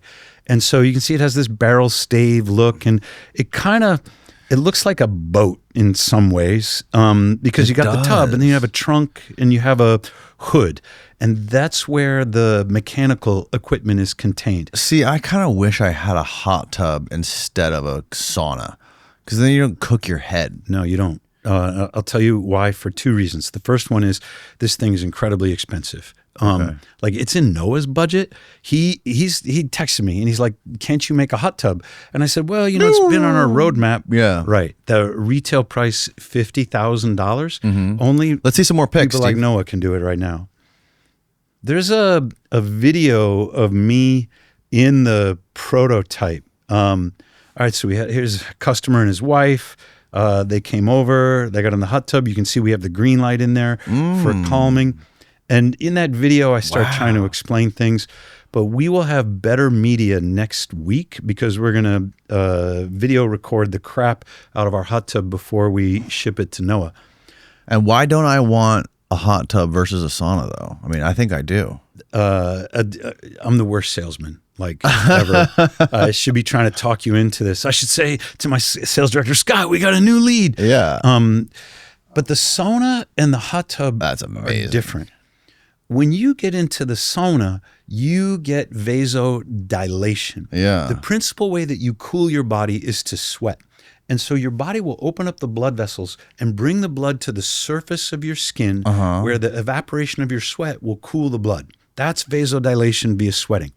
When you get into the hot tub, your body knows that you can't sweat into the water. The only parts of you that are sweating are like your head, or if your arms are out, they will sweat. But there's a principle called hydromeiosis, which Google thinks is a spelling error.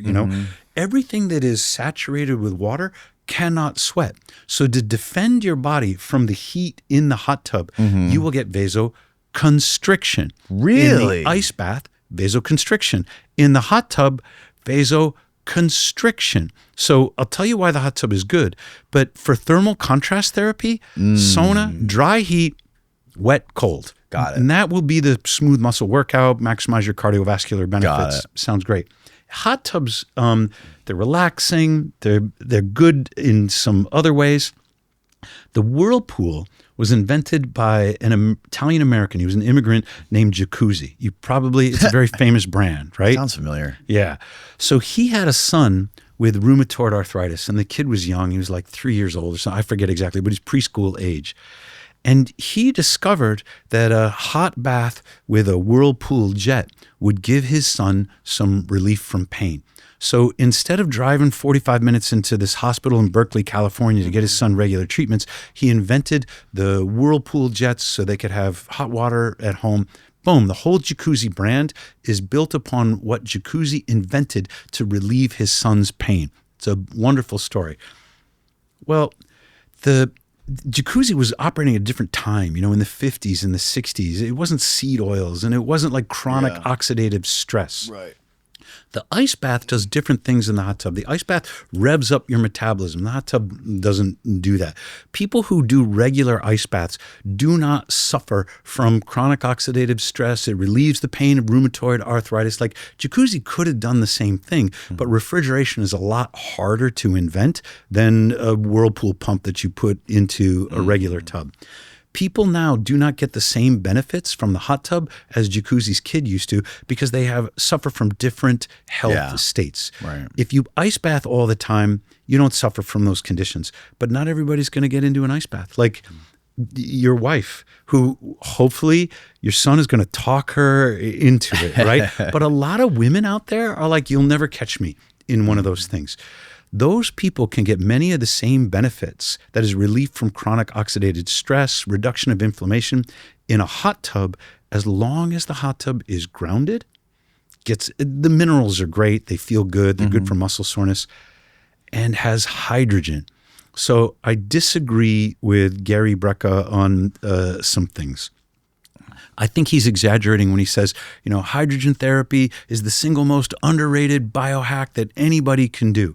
But that doesn't mean he's wrong. There are benefits to hydrogen therapy. When you get into a hot tub with hydrogen bubbles in it, that hydrogen will be absorbed through your skin. It will relieve chronic oxidative stress. For those people who can't ice bath, boom, hydrogen bath is the way to go.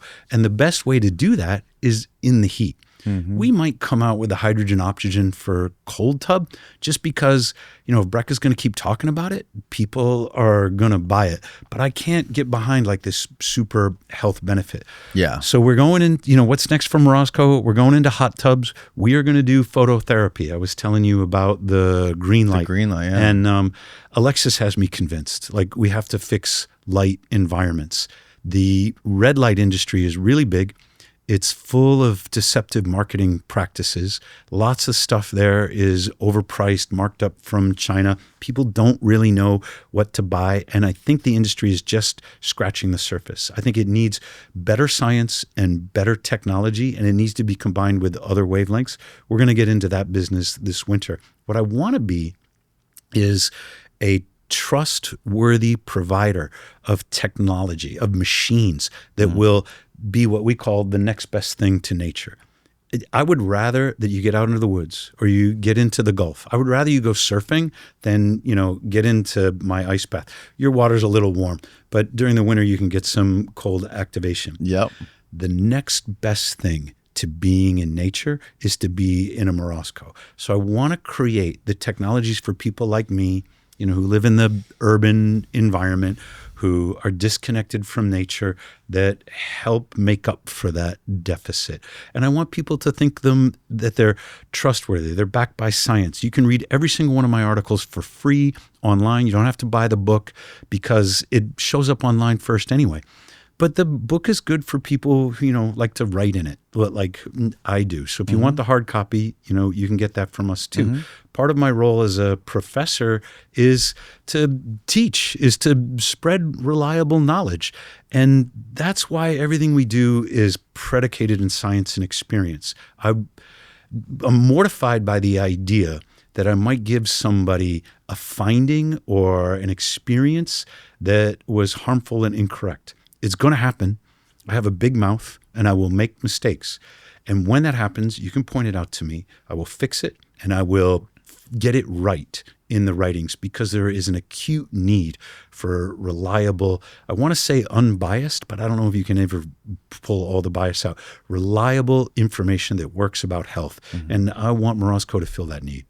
That's amazing, man. Well, Thanks. I mean, I am the biggest fan of it. It's changed the game for me. I have one at my house and now at my new studio. Yeah. So now all of our future guests are going to be able to take a dip in that ice plunge, That'd be which wonderful. is fantastic, especially when you get those freaking jets running in the plunge. Holy smokes. I like it when the bubbles are coming It's under next my arms. level. Oh yeah, it's coming up my legs, under your Yep. arms. It's like, Yep. yeah, that vertical plunge is next level, man. So thank you for hooking it up. Thank you for coming down and doing this. And we'll link it down below for Morozko Forge, anyone who's interested.